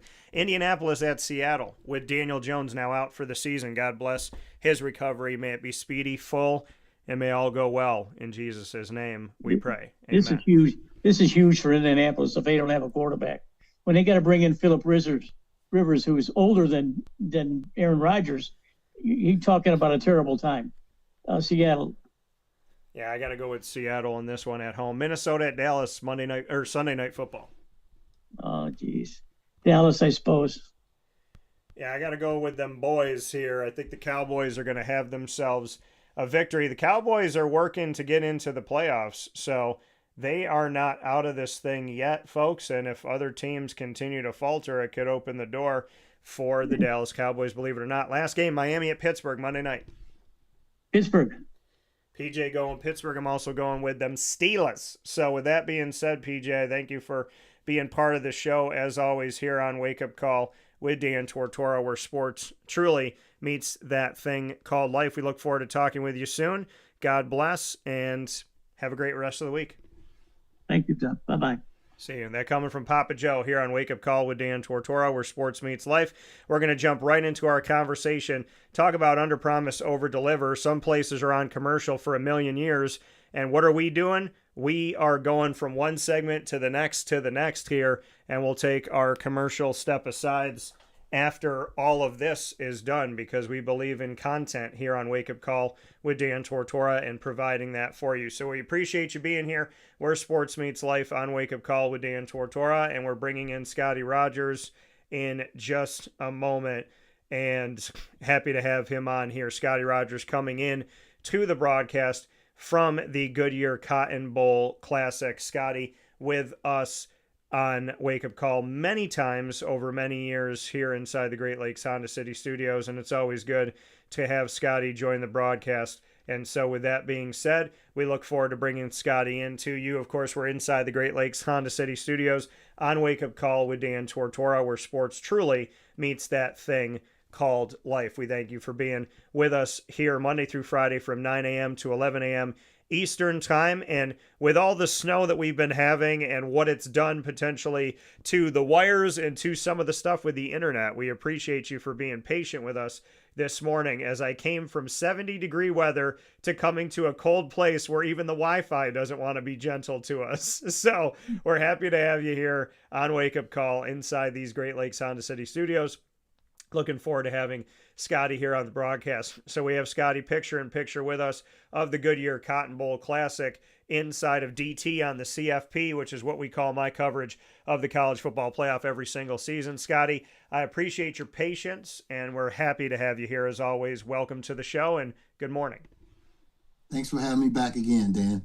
Of course, it's my pleasure to do that. So I can't believe we're already in college football playoff season, Scottie. I literally I miss college football like crazy when it's gone.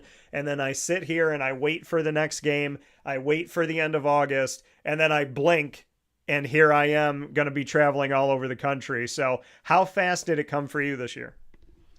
It definitely seems like this fall went fast. You know, like you, I'm a huge sports fan. This is why I work in sports. So the off season, when you're waiting for the college football season, it seems like it's getting long. But honestly, you know, for us, it has some prolongness to it, because by the time you go through the national championship in January, and then you start doing your wrap up in January, February, then meetings start happening in March, and spring meetings in April and May, and then national convention for college athletics in June, and then media days are in July. July is really a linchpin, as you know, because we've connected it many times in July for media days across the country. And then, you know, you get that lull in August, but because of week 0, you know, you normally have a game that 3rd or 4th week in August. So while there is a wait, there is a lot of college football things going on throughout the course of the year, a lot of things behind the scenes that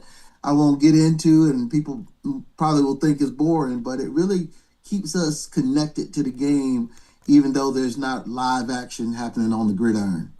Yeah, like you said, I mean, there's so many things that are going on in the background. And as I was saying, you know, when college football playoff season is over, my brain was like, it's never really over. And you and I know that because we live it every day. And, you know, so we know that we are constantly in the thick of things, even when there's not games going on. And speaking of games going on, we now know, which I'm happy that we got to do this now, we know that your matchup is going to at least have Ohio State, which is going to be the return of a team that was with you last year. And with the Goodyear Cotton Bowl Classic being a part of the college football playoff every single season, it's either a quarterfinal or semifinal game. Last year, it was a semifinal game between Ohio State and Texas, where we saw Ohio State make it to the national championship. And this year in the quarterfinals, we'll see Ohio State again. So kind of some irony and some uniqueness here that we could see Ohio State go through your bowl twice in back-to-back years, but Miami or Texas A&M is going to have something to say about that. Now that you've seen the matchup from the college football playoff, what are your thoughts on what is to come? Well, Dan, I got to correct you. This is the 3rd year in a row Ohio State has been true. in our game. That is very true. And they were in the 80. They were in the 80. It's crazy to think they were in the 88th with Missouri, and then came back in the 89th against Texas earlier this year. This calendar year, this is a unique year for us to have 2 football games in the same calendar year. Obviously, 2 different seasons, but the same calendar year. Yeah. Because the game is our semifinal game was on January 10th, and now we're going to be having this quarterfinal matchup, the first time as a quarterfinal on New Year's Eve. You know, we're very excited. The folks at Ohio State are excited. We've had some conversations with the good folks at Miami and Texas A&M. And some of those conversations are actually going to happen in the next couple of days as they're preparing for not only their first round game in College Station between Miami and Texas A&M, but preparing for if they make it to the next round, because it's a quick turnaround when you think about, you know, they play that game on the 20th, and then they will arrive in North Texas on the 28th. And there's media availabilities that will happen virtually in between that time. So there's a lot going on for these teams this time of year. So they really have to do a lot of planning, not just with what they have right in front of them, but the next step and even the next step. Because if you don't have some pre-planning behind the scenes, you're never going to be able to manipulate all the logistics, meet all the deadlines, get all the information that needs to be. You know, it's very important for us to make sure that we have enough information, or as much information as we. Yeah, you know, and I think that Scottie freeze for us. Oh no, we got you. Okay, so you know, I will redeem myself, Scottie, by saying that looking at the fact of the Ohio State coming through you 3 times, one was outside of the college football playoff. So Yes. Yeah, so back-to-back college football playoff en route is where I was heading. But yeah, Ohio State 3 years in a row. So have you gotten used to the Buckeyes? Is there any playful banter with Ryan Day or with the athletic department, the athletic director, that it's like, oh, okay, apparently the Goodyear Cotton Bowl Classic is just, a place for the Buckeyes. It's one of their games on the schedule. Well, it is pretty neat, whether it's the communication folks at Ohio State, Jerry Emick and Mike Bashford. We have, I work with them most closely, so I actually know them very well now. We've had some good conversation already. There's definitely a few of the media folks in the Ohio State contingent that I've connected with before, with some of the conversation we had going back 3 years ago and last season, earlier this year. So, a couple of them have texted me because they have my number just to say, hey, we're excited to come back or looking forward to it, or they just have a question about what's going on. And I think they have some comfortability knowing that they know the people that they're dealing with. And we're excited to have them come back, and hopefully there'll be new folks that'll be able to make it from their contingent here to North Texas. So we're excited about that. Miami has been in our game. It's been a really long time, and Texas A&M has been in our game. We obviously have a little bit more of a connectivity with Texas A&M through the times we've had with them through the Southwest Classic and the regular season game that was played here.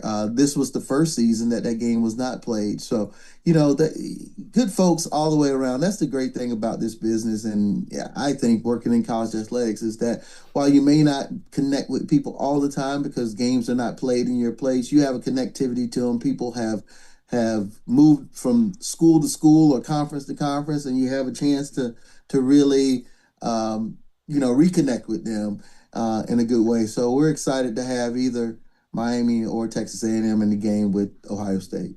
And you and I have spoken about preparation because the Goodyear Cotton Bowl Classic, we talk about all the time that you have a special secret sauce. You have a way that you go about doing what you do, and you have to be prepared for everyone, right? It's not like in the past when you knew, okay, these are our matchups. When there was a 4-team college football playoff and you rotated in and out of being a semifinal game, the Goodyear Cotton Bowl Classic had time to prepare for both teams, but you essentially have to prepare for 3 teams in this situation. So how do you go about that with your team to dig a little bit deeper into being a quarterfinal matchup this year, knowing that there are, Ohio State, so you're talking to their contingent, like you said, you're building with them, you're working with them, but you're also working with Texas A&M and Miami on a quick turnaround. So what is that experience like behind the scenes? As we sit here as the week right after the bracket is announced, the biggest thing is that, one, we work with the CFP and we create a manual that has a lot of information in it for the teams. And everything, you name it, name every area that you might think about from the operations of a game, from what happens at the hotels, what happens at the stadium, what happens with the media, what happens from a medical standpoint, what happens from the transportation, hospitality, you name all the different areas. And that manual really gives them a lot of information. And they start getting that information, once the rankings start. So this information just doesn't pop up to them when they are in the final CFP rankings and determine that they're in the 12-team bracket. So they have a lot of this information in advance. And then this first week coming off of the bracket announcement, for us, the schools, the 3 this year, plan site visits or maybe not, to come here to DFW to see the things up close and personal. Sometimes schools may take the trip because they're unfamiliar. Sometimes they don't necessarily make a coordinated trip because they have familiarity, like in Ohio State. Yeah. So it gives them a chance for their key people on their administrative staff, from the president's office, from the alumni office. They can come in town and start looking at all the different aspects, whether it's logistical things at the stadium, logistical things at the hotel. And when you talk about president's office and alumni office, they're looking at the ancillary events they could potentially have, what venues are available to them to do, whether it's in Arlington or somewhere else in North Texas. Maybe it's near their hotel, maybe it's not, maybe it's inside their hotel, maybe it's not. So they really want to make sure they have a good plan in place so that when they are determined that they're going to be in our game, they're ready to go and they're ready to really enact those plans, get things finalized and get that information out to their constituents so they can really and truly have a great experience for everybody that's going to be able to come to town. Yeah, and we know that Miami will be visiting Texas A&M in, not too far away, right? I mean, in the state of Texas. We know Texas is a massive state. It's like a country all its own. But we know that Texas A&M matchup in the first round hosting Miami is on December 20th, and then your game is on December 31st, the last day of the year, and my father's birthday. So how soon do they come to you? Like you said, they can do site visits, so they can do different things ahead of time. But once that game is done on December 20th, and we have a week and a half-ish, not even, in between, when do you anticipate bringing in Ohio State and whoever wins the Texas A&M Miami game? Our teams are slated to come in on December 28th. So they will come in on the 28th. As I mentioned, between the 22nd and the 26th, we don't know the exact dates, but we will have some virtual media availabilities for the teams. Obviously, there'll be a lot of planning and a lot of conversations, but since everything has to happen is on campus, we have to do those virtually with via Zoom. And then they'll arrive on the 28th. There'll be a media availability as a part of that arrival. Yeah. And then the next day, because we are a quarterfinal and the quarterfinal has one more day than the semifinal schedule, and even so that we will do a media day, which we didn't do last year because we didn't have the quote unquote extra day. So we'll do a media day where both teams will bring their entire rosters and coaches to the stadium for a media session, which will be fantastic. And then they'll have practice. Both will practice later that day, and that's the 29th. And then the 30th, which is the day before the game, we'll have our traditional head coaches news conference, as we've done many, many times before. And then the 31st is the game. Now, behind the scenes, there's hospitality opportunities for the teams at their hotel.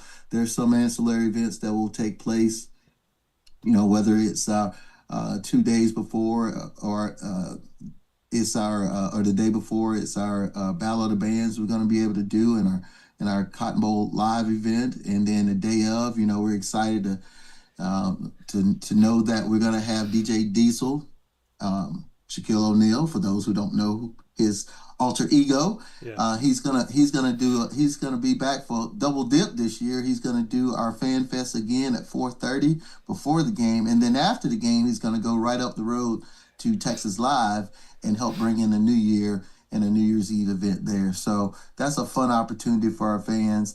We're continuing to do more things like that where we can hopefully make this an experience for people coming down. But our game being on New Year's Eve, we want people to be excited to come here and help bring in the new year with us. We're going to have a great college football game.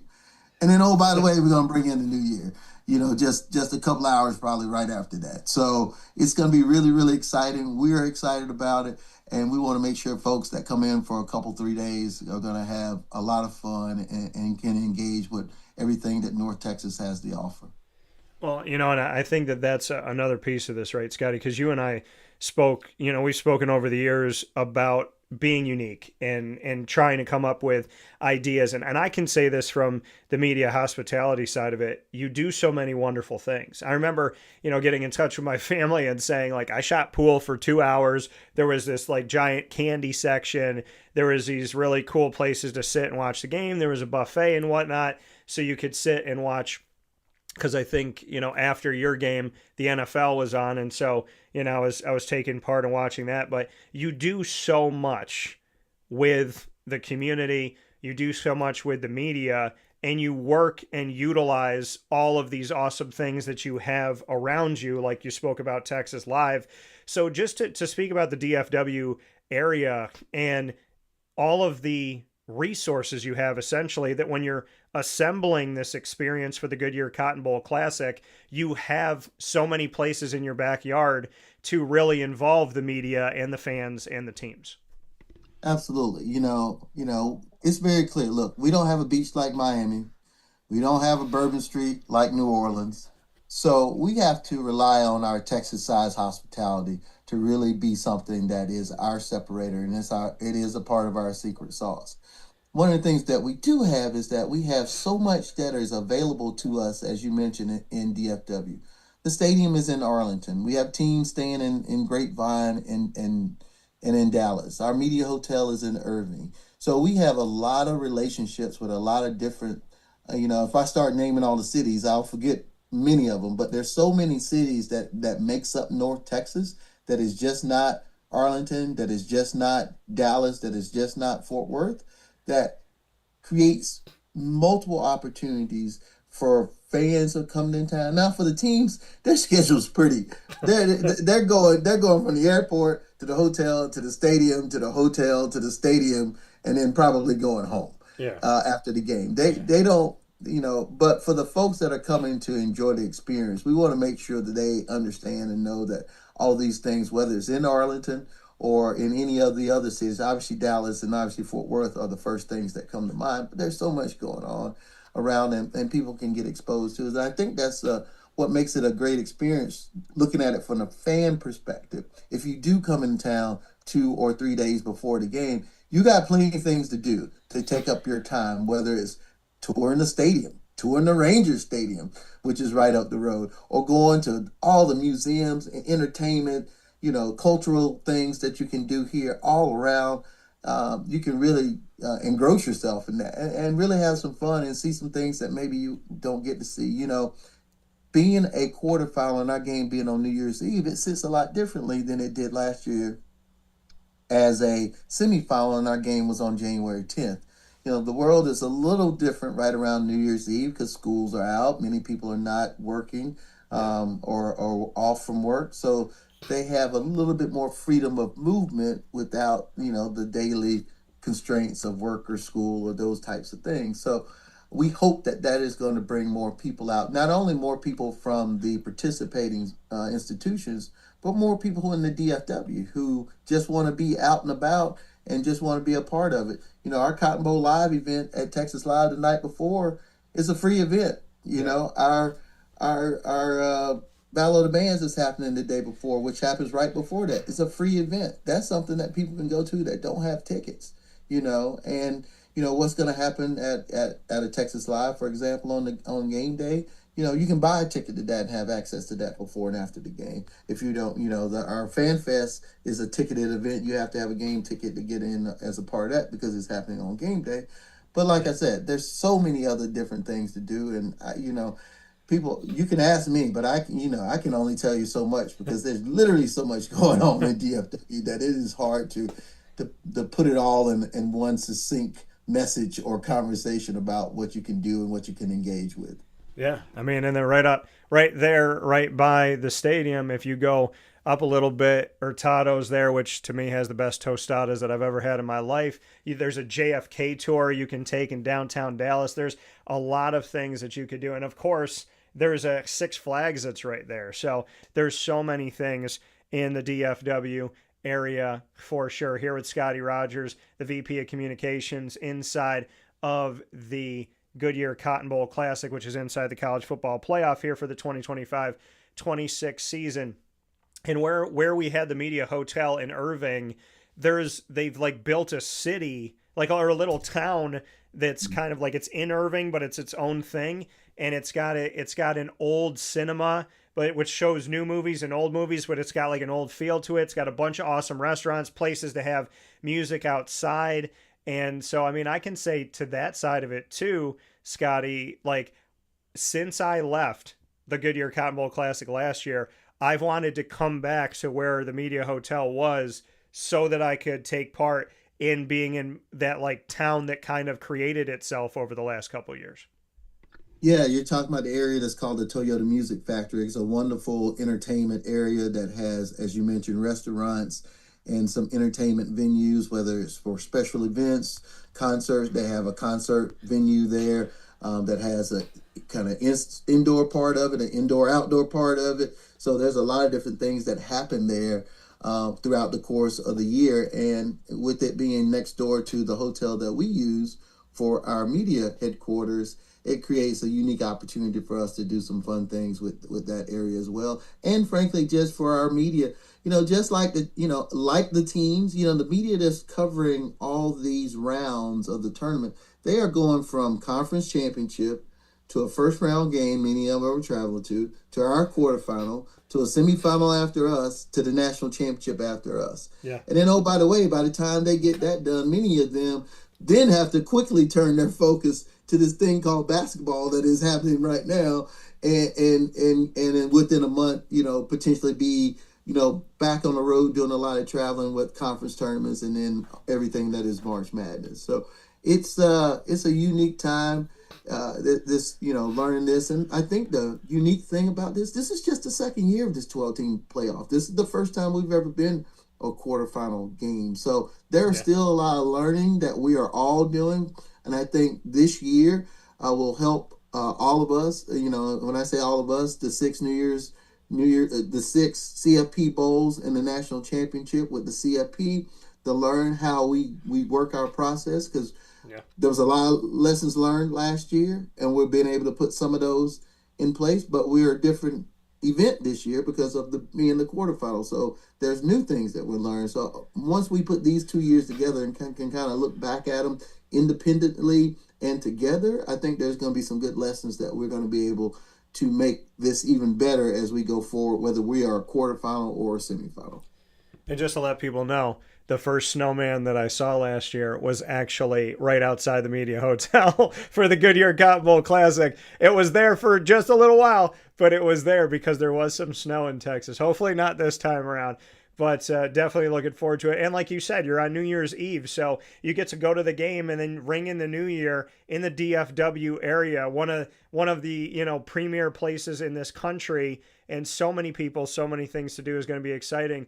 So, Scottie, how do you ring in the new year? Last year, we had this thing around your birthday, and now we're having it around New Year's. So I know that every time I ask, I'm like, how are you spending your birthday? Or what are you doing for yourself? You're like, I'll think about that after. So how do you ring in the new year? Are you going to be hanging out with us in media hospitality, or what's the new year look like for Scottie Rodgers?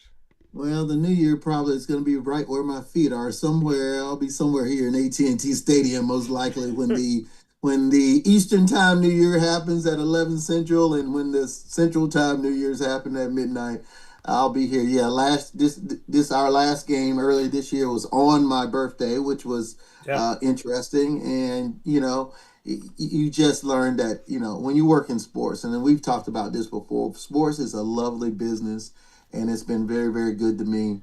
But the one thing that you have to realize is that holidays and birthdays unfortunately get celebrated at different times and not the days that they are. And then you learn that it is about the day, but it's also about making sure that you have that celebration at the appropriate time.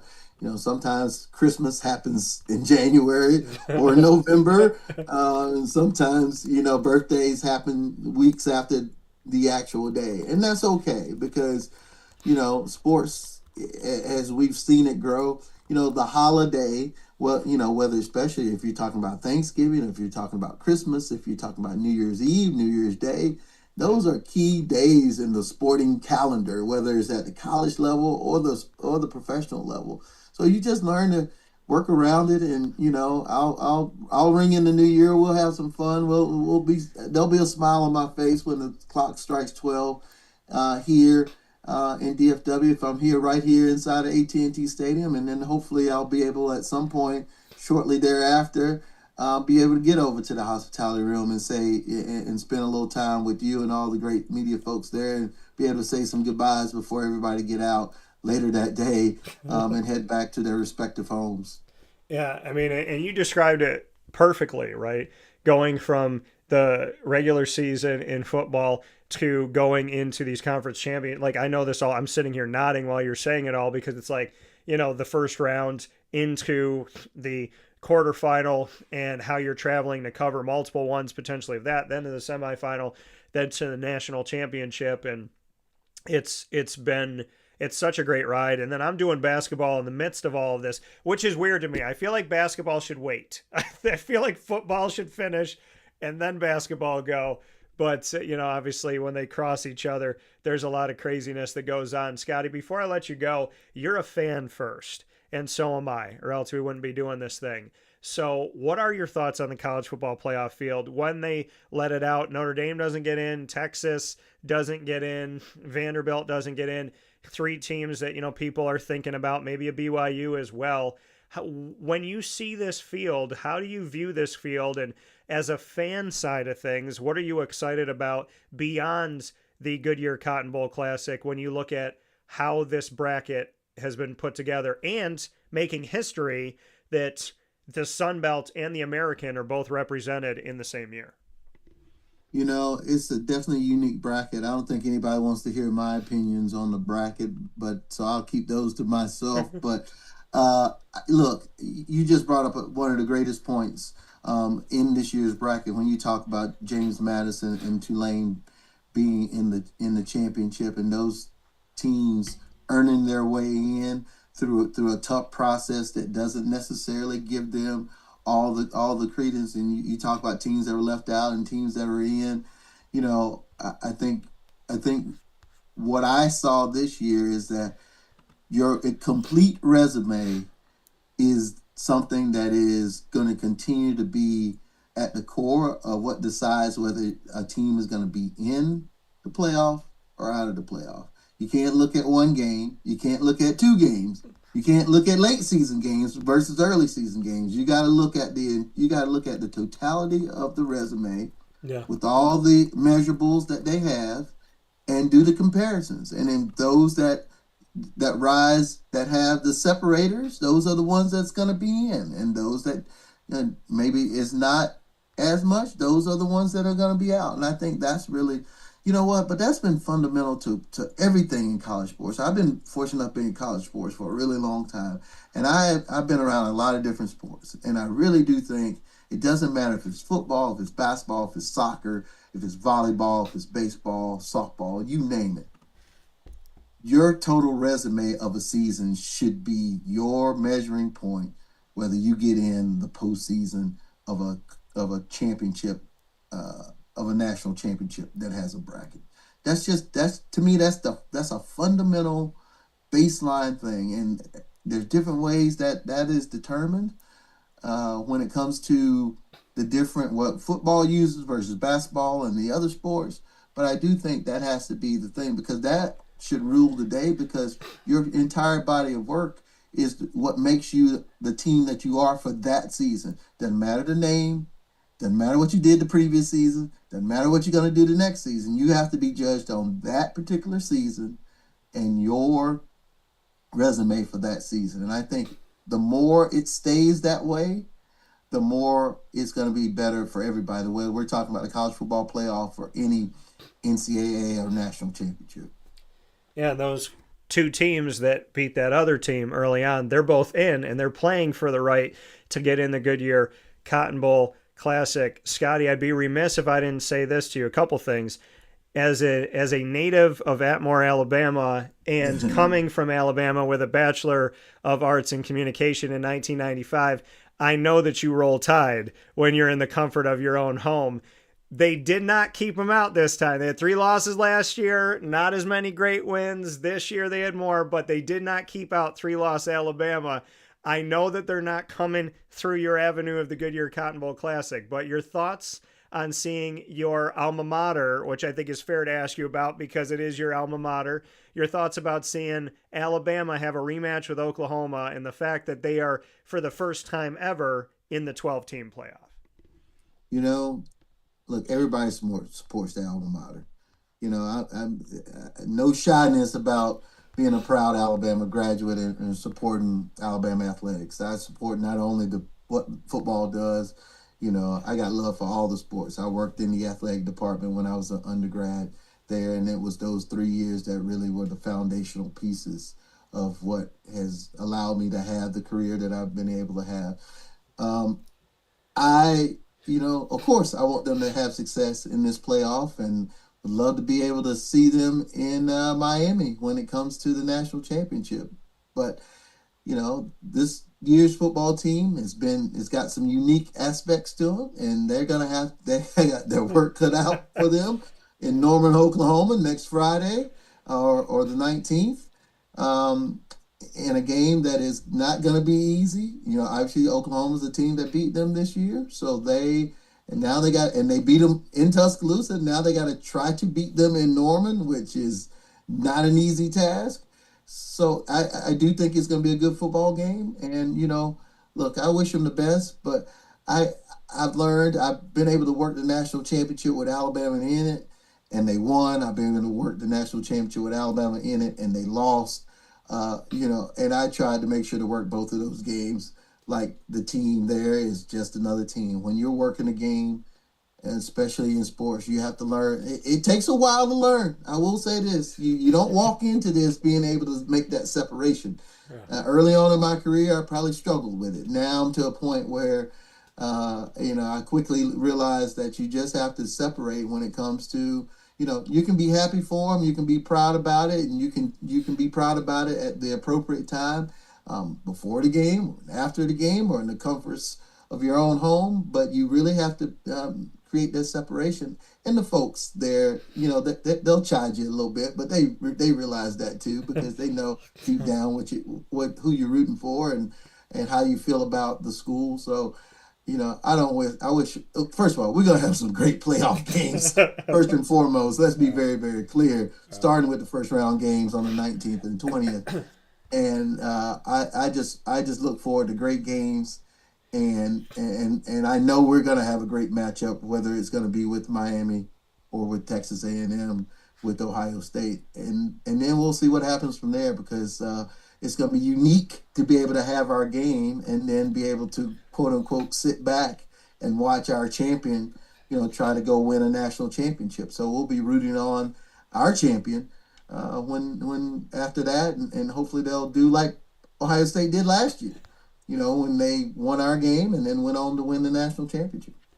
Yeah, well, the road to the national champion, having that opportunity to have it come through the Goodyear Cotton Bowl Classic. Scottie, there's something that was said in the Deadpool and Wolverine movie where Ryan Reynolds' Deadpool looks at Hugh Jackman's Wolverine and he says, "You're going to do this until you're 90. Well, guess what? The Goodyear Cotton Bowl Classic has been doing it until it's 90. The 90th Goodyear Cotton Bowl Classic is this quarterfinal this year in the college football playoff, doing it till you're 90. And hopefully this is the first 90 and we got the next 90 coming up here. What does it mean to you to have such a monumental moment of 9 decades coming to its place here in the spotlight in the college football playoff at the end of this year?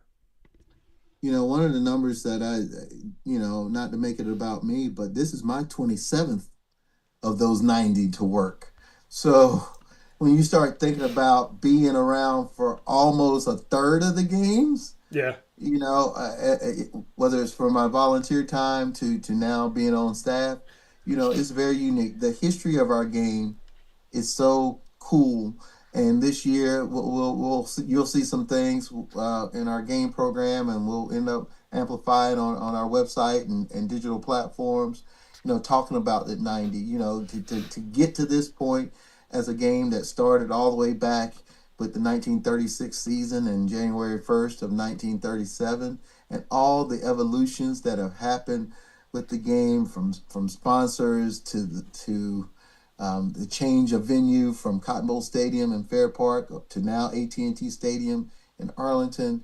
The legends, the personalities, whether they played or coached, or whether they were a part of our leadership in some form or fashion or affected the game in some way.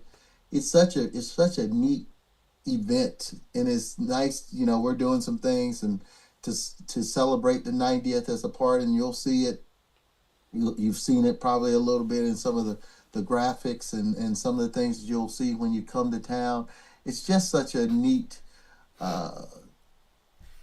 history, and being able to go back and remember some of those names and names that people know and names that people don't know. When you start throwing out names like Joe Montana and Jim Brown, just to name a couple, but then you start throwing out names, like Dat Wynn, who played at Texas A&M, or that great Miami teams of the 90s that came here and played and had a dominant performance in our game. And Ohio State has been in our game now multiple times, and coming back for a third year in a row, and what happened last year with Jack Sawyer and the play that the sack, scoop, and score. Which was probably the latest edition of the plays and moments that people will talk about forever. Yeah. It's really, really fun to be able to celebrate that. It's always fun to go back and find those nuggets and those little things that a lot of people don't know, and share a little history about our game, in addition to celebrating the current year's matchup and the fact that a team in our game is playing for a national championship. Or the teams in our game are playing for a national championship, and the team that wins will go on to potentially play for the national championship. Yeah, and like you said, I mean, almost a third of those 90 years we've had Scottie Rodgers here, which is a feat that not many get to talk about accomplishing. So, Scottie, as always, I appreciate everything you do with the Goodyear Cotton Bowl Classic, everything around it, and your work in general, because you and I have crossed paths in so many different places because you're always willing to lend a hand, and I think that says more about you than anything in helping the community and just being there for other people and giving people an opportunity, myself included. So I look forward to seeing you in the not too distant future. I am definitely going to take advantage of Irving, Texas when I'm down there. The Goodyear Cotton Bowl Classic, VP of Communications inside the College Football Playoff. Scottie, I appreciate you. I send you and your family my love and my support, and I look forward to seeing you very soon. Thanks, Dan. See you soon. Take care. That coming from Scottie Rodgers here on Wake Up Call with Dan Tortora, where sports truly meets that thing called life. We can't thank Scottie enough for what he has done here in the community of DFW, Dallas, Fort Worth, and beyond, and what he's doing with the Goodyear Cotton Bowl Classic. I feel very spoiled, to be completely honest with you, to have met Scottie years ago, asked him if he would do an interview. He obliged, and that turned into professionally and personally getting to connect with a person that has always been good to me. And just, one of those people in my career of building this thing and deciding to build my own company, step away from working for somebody else and work for myself. He's one of the people on this long road that opened a door to me, gave me an opportunity, believed in me, and gave me a chance. And so I will always thank God for Scottie Rodgers and for everybody that did that. With that being said, we're going to take a step aside. We got to go to a fast break. We've only gone to one commercial break this entire show because we believe in content and we believe in giving you plenty more than maybe you would get anywhere else. We'll be back here inside the Great Lakes Honda City Studios right after this. Stay with us. Great cars, great people, Great Lakes.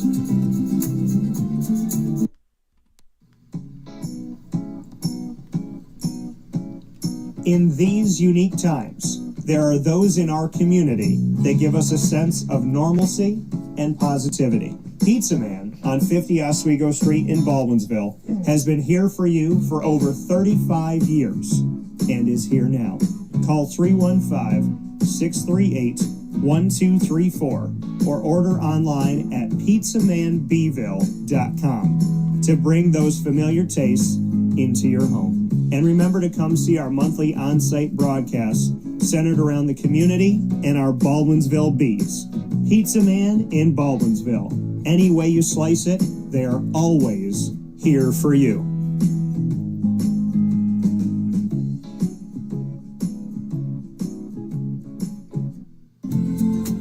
Looking for your next ride? Look no further than Great Lakes Honda City, located on 7140 Henry Clay Boulevard in Liverpool, New York. Serving our community for decades, their new and pre-owned vast array of vehicles are available to you Monday through Saturday on site. To search from home, shop at GreatLakesHondaCity.com.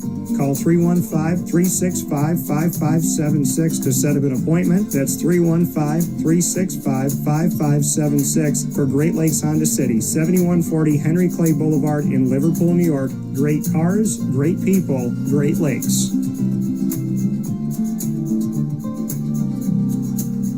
Myers Creek Brewing Company, with locations at their Cazenovia Farm Brewery, Syracuse Inner Harbor Tap Room, and soon-to-be Lake Placid Tap Room. Well, I think first and foremost, the Feldmeyer family and our team are extremely passionate about what we do. We care very much about what we do. The Feldmar family is always investing. Our taproom management team, our brew management team, our marketing management team, and all of the team members that get after it every day, they leave it on the field. They put their heart and soul into it. I know for a fact that everyone that works at Myers Creek wants to be there, and we want them to be there. You know, we want them to feel good about their job. And again, if you've never been to a Myers Creek, especially to the brewery, I mean, I want your eyes to open really big. I want you to see how big of a brand this is. I want you to see where we're going. The sky is the limit, and I feel very proud of that, and I'm very excited about that.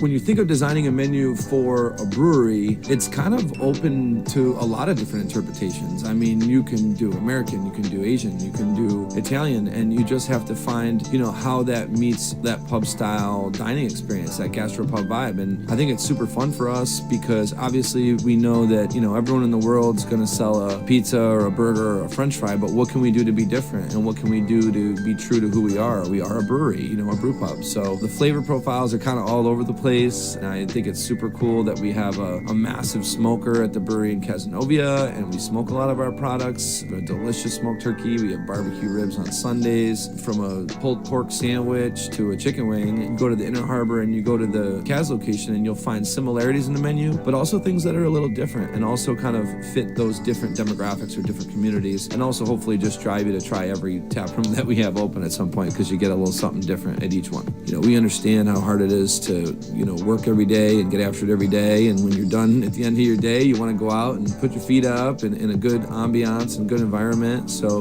we take pride in that. We make sure that everyone knows that they're very much valued to us.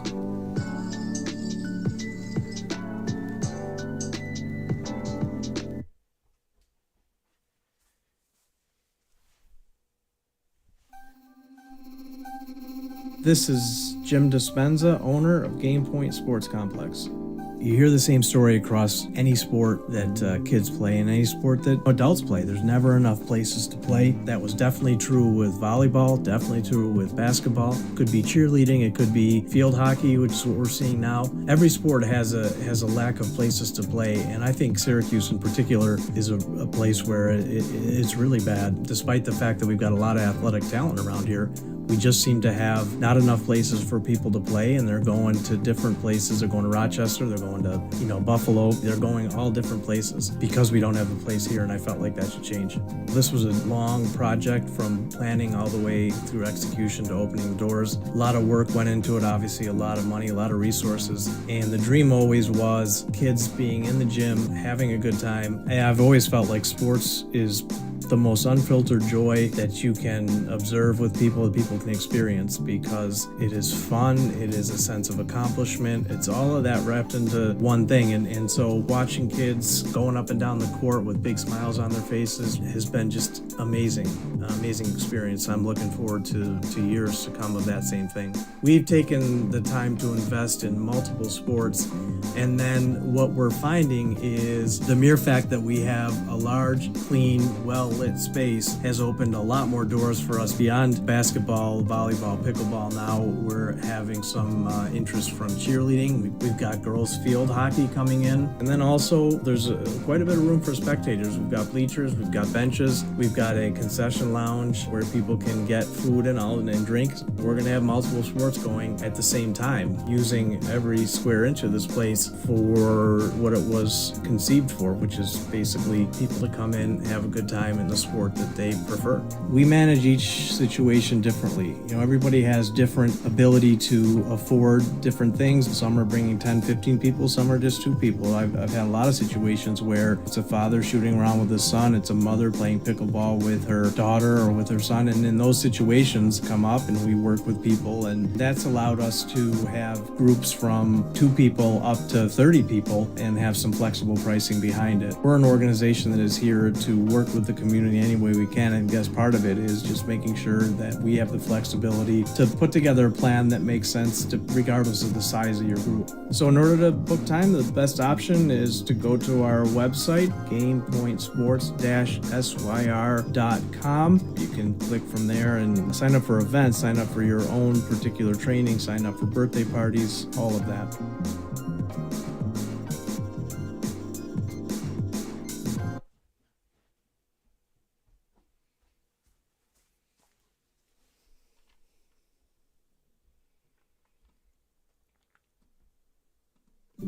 Avicoli's restaurant, located on 7839 Oswego Road in Liverpool, New York, has been serving our community for decades. Your place to go for home cooking on the corner of Route 57 and Wetzel Road is just minutes from Liverpool High School. And every single month, Wake Up Call with Dan Tortora is on site, on location, with Liverpool sports, student athletes, coaches, and administration telling their stories throughout the year. We look forward to seeing you on site at Avicoli's for their casual pizza side, their fine dining, as well as their bar. And of course, you can order online at myavicolis.com. That's myavicollis.com. For takeout, delivery, and catering, call 315-622-5100. That's 315-622-5100. Come on in to the neighborhood spot Avicoli's, open 7 days a week in Liverpool, New York.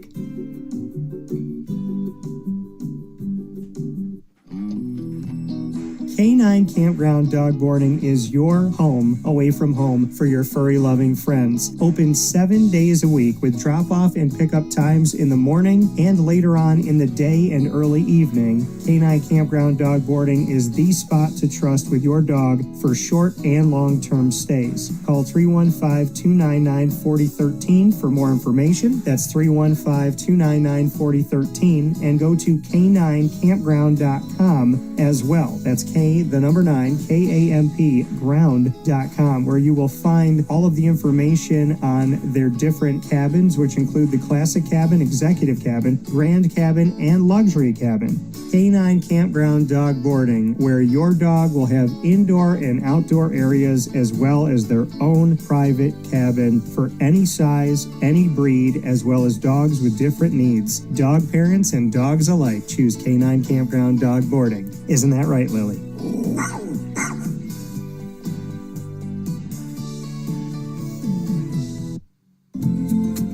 Looking for your next ride?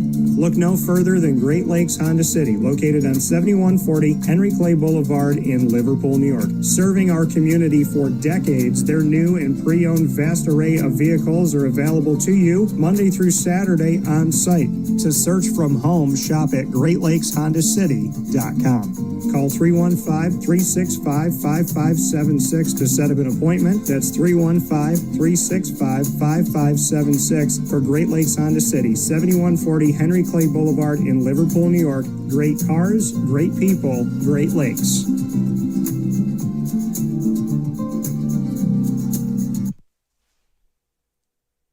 Here's a message from Renee from Bryan's Landing, located on 6523 East Seneca Turnpike in Jamesville, New York. Open Tuesdays and Wednesdays for dinner, Thursday through Saturday for lunch and dinner, and Sundays for brunch. It's a lot like the way that my mom and dad ran their restaurant. We have put in place a lot of people that are family to us, very similar to how my dad hired people that were family to him. And then the tradition I'm carrying on is a lot of the items that are on our menu are my dad's. And he taught our chefs how to recreate his dishes. So I think that Tommy McInerney, who our executive chef is, to him it is an art. And I think that when he does create a dish, it's not just about making the food taste delicious, what is definitely our priority, but it's an art to him, and it's almost like his canvas on a plate where he just wants the colors to look great, and people love it because he takes pride in that. And Bryan and I appreciate that. We want it to obviously look good and taste good. I will tell you, when we opened up, it was 6 weeks before COVID. And what was amazing was the community, our friends and family stepped up, and everybody did takeout. Everybody supported us. Our hearts were just so filled. So to Bryan and I, obviously our friends come all the time, and we just have repeat customers in Jamesville, and I think people going to our previous restaurant in Green Lakes are making the trip to come to Bryan's Landing to support us. And I mean, I think we have great food and a great atmosphere. So it's very, very important to us. Head to Bryan's Landing, located on 6523 East Seneca Turnpike in Jamesville, New York, where memories have become recipes that are now meals to share with you. Tuesdays and Wednesdays for dinner, Thursday through Saturday for lunch and dinner, and on Sundays for brunch. And be sure to come out for live music Friday, Saturday, and Sunday.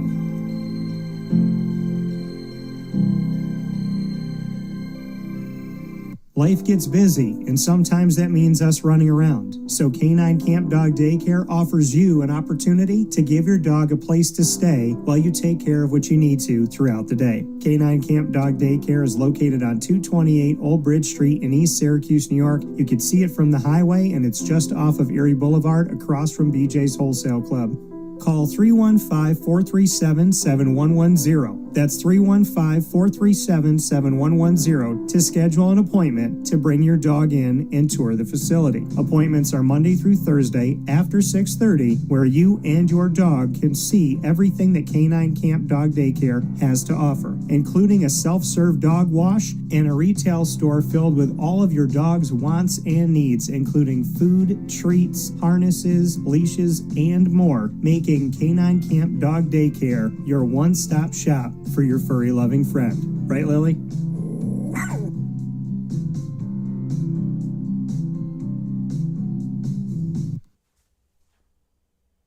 Carvel DeWitt, it's what happy tastes like. Do you know why? Because we make ice cream. Creamy, rich, flavorful ice cream. Not yogurt or iced milk like some of our competitors. Ice cream. Fresh, by hand, daily. For the calorie conscious, we have something new for you. Our new Carvelite. Same great flavor, creaminess, and texture of our regular ice cream with only 35 calories an ounce. So whether you want an ice cream cake, flying saucer, dasher, carvalanche, hard or soft ice cream, we will satisfy your craving with our fresh, handmade regular or new Carvelite ice cream. Carvel DeWitt. It's what happy tastes like.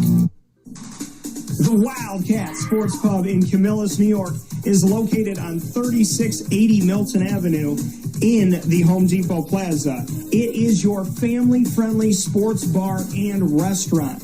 Folks, some sports bars aren't family-friendly. Some family-friendly restaurants are not sports bars. The Wildcat Sports Pub in Camillus, New York is proud to be both. It is that marriage that you've been looking for years. The Wildcat Sports Pub is your home base for your sports bar and restaurant needs, games for the kids, indoor and outdoor activities, and enough things on the menu to come back every single week and get to try something new. They're open Sundays from noon to 8 p.m., Monday through Wednesday, 11 a.m. to 11 p.m., and Thursday through Saturday from 11 a.m. to midnight. For reservations and party information, call 315-487-2222 for the Wildcat family-friendly sports pub and restaurant.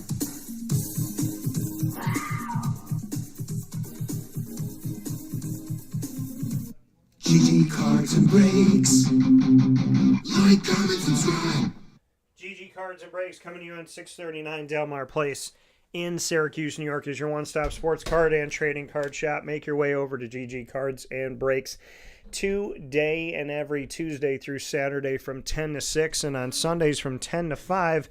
We'd appreciate seeing you over there at GG Cards and Breaks, where you can be a big kid and have that big kid spirit, just enjoying what it's like to be close to your favorite players, your favorite teams, your favorite games, and of course your favorite characters, as they have Disney Lorcana, Magic the Gathering, Yu-Gi-Oh!, Pokemon, One Piece, along with having hockey, soccer, basketball, baseball, football, and more, all at GG Cards and Breaks, a place where everyone can be a big kid, no matter what your age is. The positivity, the goodness, all at 639 Delmar Place in Syracuse, New York. We look forward to seeing you there, and a great place to get Christmas gifts and holiday gifts as well.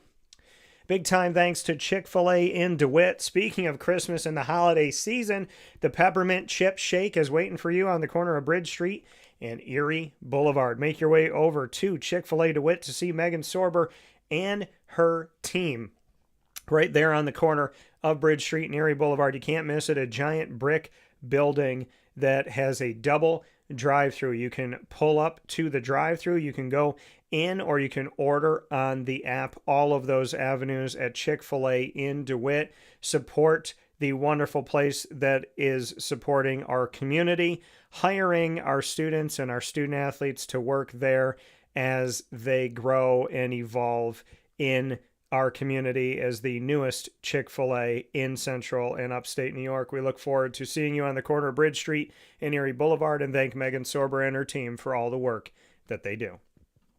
With that being said, here on Wake Up Call with Dan Tortora, I want to thank you for tuning into today's broadcast. We got to talk about a lot of different things and really dig deep into the world of, obviously our local community when it comes to indoor and outdoor track, as well as football, Liverpool, OCC. We got to look at the nation with Papa Joe, as we always do. And of course, we got to look at the college football playoff and that path that is going to be coming through the Goodyear Cotton Bowl Classic in its 90th year. And with Scottie Rodgers, 27 of those years, he has been a part of it, almost a third of the history of the Goodyear Cotton Bowl Classic. And of course, they are inside the college football playoff in the path to crowning the national champion. And last year, the national champion came through the Goodyear Cotton Bowl Classic when they were a semifinal game when Ohio State defeated Texas. He brought up Jack Sawyer, the sack, scoop, and score. I was there for the game and there to see Jack and get to speak with Ohio State after the matchup. And, of course, Ohio State would go on to the national championship that I was at in Atlanta, Georgia, at Mercedes-Benz Stadium on the field when Ohio State hoisted the first ever 12-team college football playoff trophy. So many thanks to Scottie for all the work he does. We're up and down the East Coast, the Midwest, the West Coast, and all around the globe on YouTube.com and Facebook.com, both /WakeUpCallDT and on WakeUpCallDT.podbean.com. So however you're with us, wherever you're with us, we thank you for tuning in Monday through Friday from 9 a.m. to 11 a.m. Eastern Time. Appreciate your patience here this morning. And, of course, we got you to that 2 hours as promised, as what we bring you here, 2+ typically, as we're heading toward 2.5 hours this morning. Many thanks to Amazon Music, Audible, iHeartRadio, iTunes, and Apple Podcasts, Player FM, Podbean, Podchaser.com, Podvine, Spotify, TuneIn, and YouTube for being a home for Wake Up Call with Dan Tortora. To find us on any one of these outlets, all you have to do is search Wake Up Call with Dan Tortora, or one word, Wake Up Call DT. And, of course, thank you for supporting our Central and Upstate New York partners. It's not just Wake Up Call that I ask you to support. I ask you to support all of those that support us. Great Lakes Honda City, Carvel DeWitt, the Wildcat Sports Pub, GG Cards and Brakes, as well as Myers Creek with both locations. Their location on 33 Rippleton Road out on the countryside in Cazenovia, as well in the as in the Syracuse Inner Harbor, right there by the aquarium that's being built right now. You'll find them on 720 Van Rensselaer Street in Syracuse, New York. Chick-fil-A Cicero, Canine Campground Dog Boarding, Ma and Pa's, the snack capital of the world. Perfect place to get your stocking stuffers for this year. And, of course, Chick-fil-A DeWitt, Pizza Man, Canine Camp Dog Daycare, Mother's Cupboard, the exclusive home of my breakfast sandwich, bacon, egg, and cheese inside of 2 pieces of French toast. Cut it up and have it with some syrup. Pick it up and eat it like a sandwich and dip it in that syrup. Game Point Sports Complex, Brian's Landing, Avocoles, and of course we are the exclusive multimedia marketing partner of your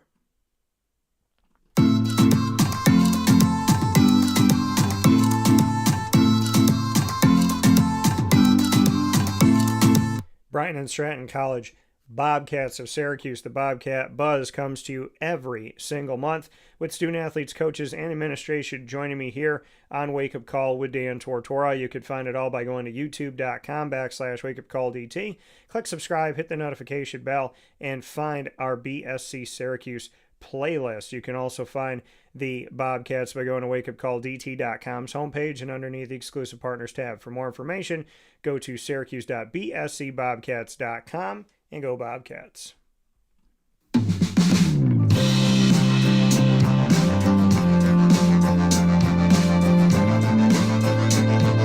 The Binghamton University Bearcats are exclusive multimedia marketing partners with Wake Up Call with Dan Tortora. Find your Bearcats every single Tuesday at 10 a.m. Eastern Time. This week we did a little bit differently as we aired on Wednesday my special with Binghamton alum who is now one step outside of being on an NBA roster, and that is NBA G League point guard Symir Torrance from Central New York through Binghamton and into the NBA G League. After playing professionally across the world, we can see the awesome work and the incredible journey of a Binghamton alum in Symir Torrance, and you can check that out and so much more by going to youtube.com/wakeupcalldt. Click subscribe, hit the notification bell, find our Binghamton playlist. You'll also find the Bearcats by going to wakeupcalldt.com's homepage, and underneath the exclusive partners tab. For more information, go to binghamtonbearcats.com and go Bearcats.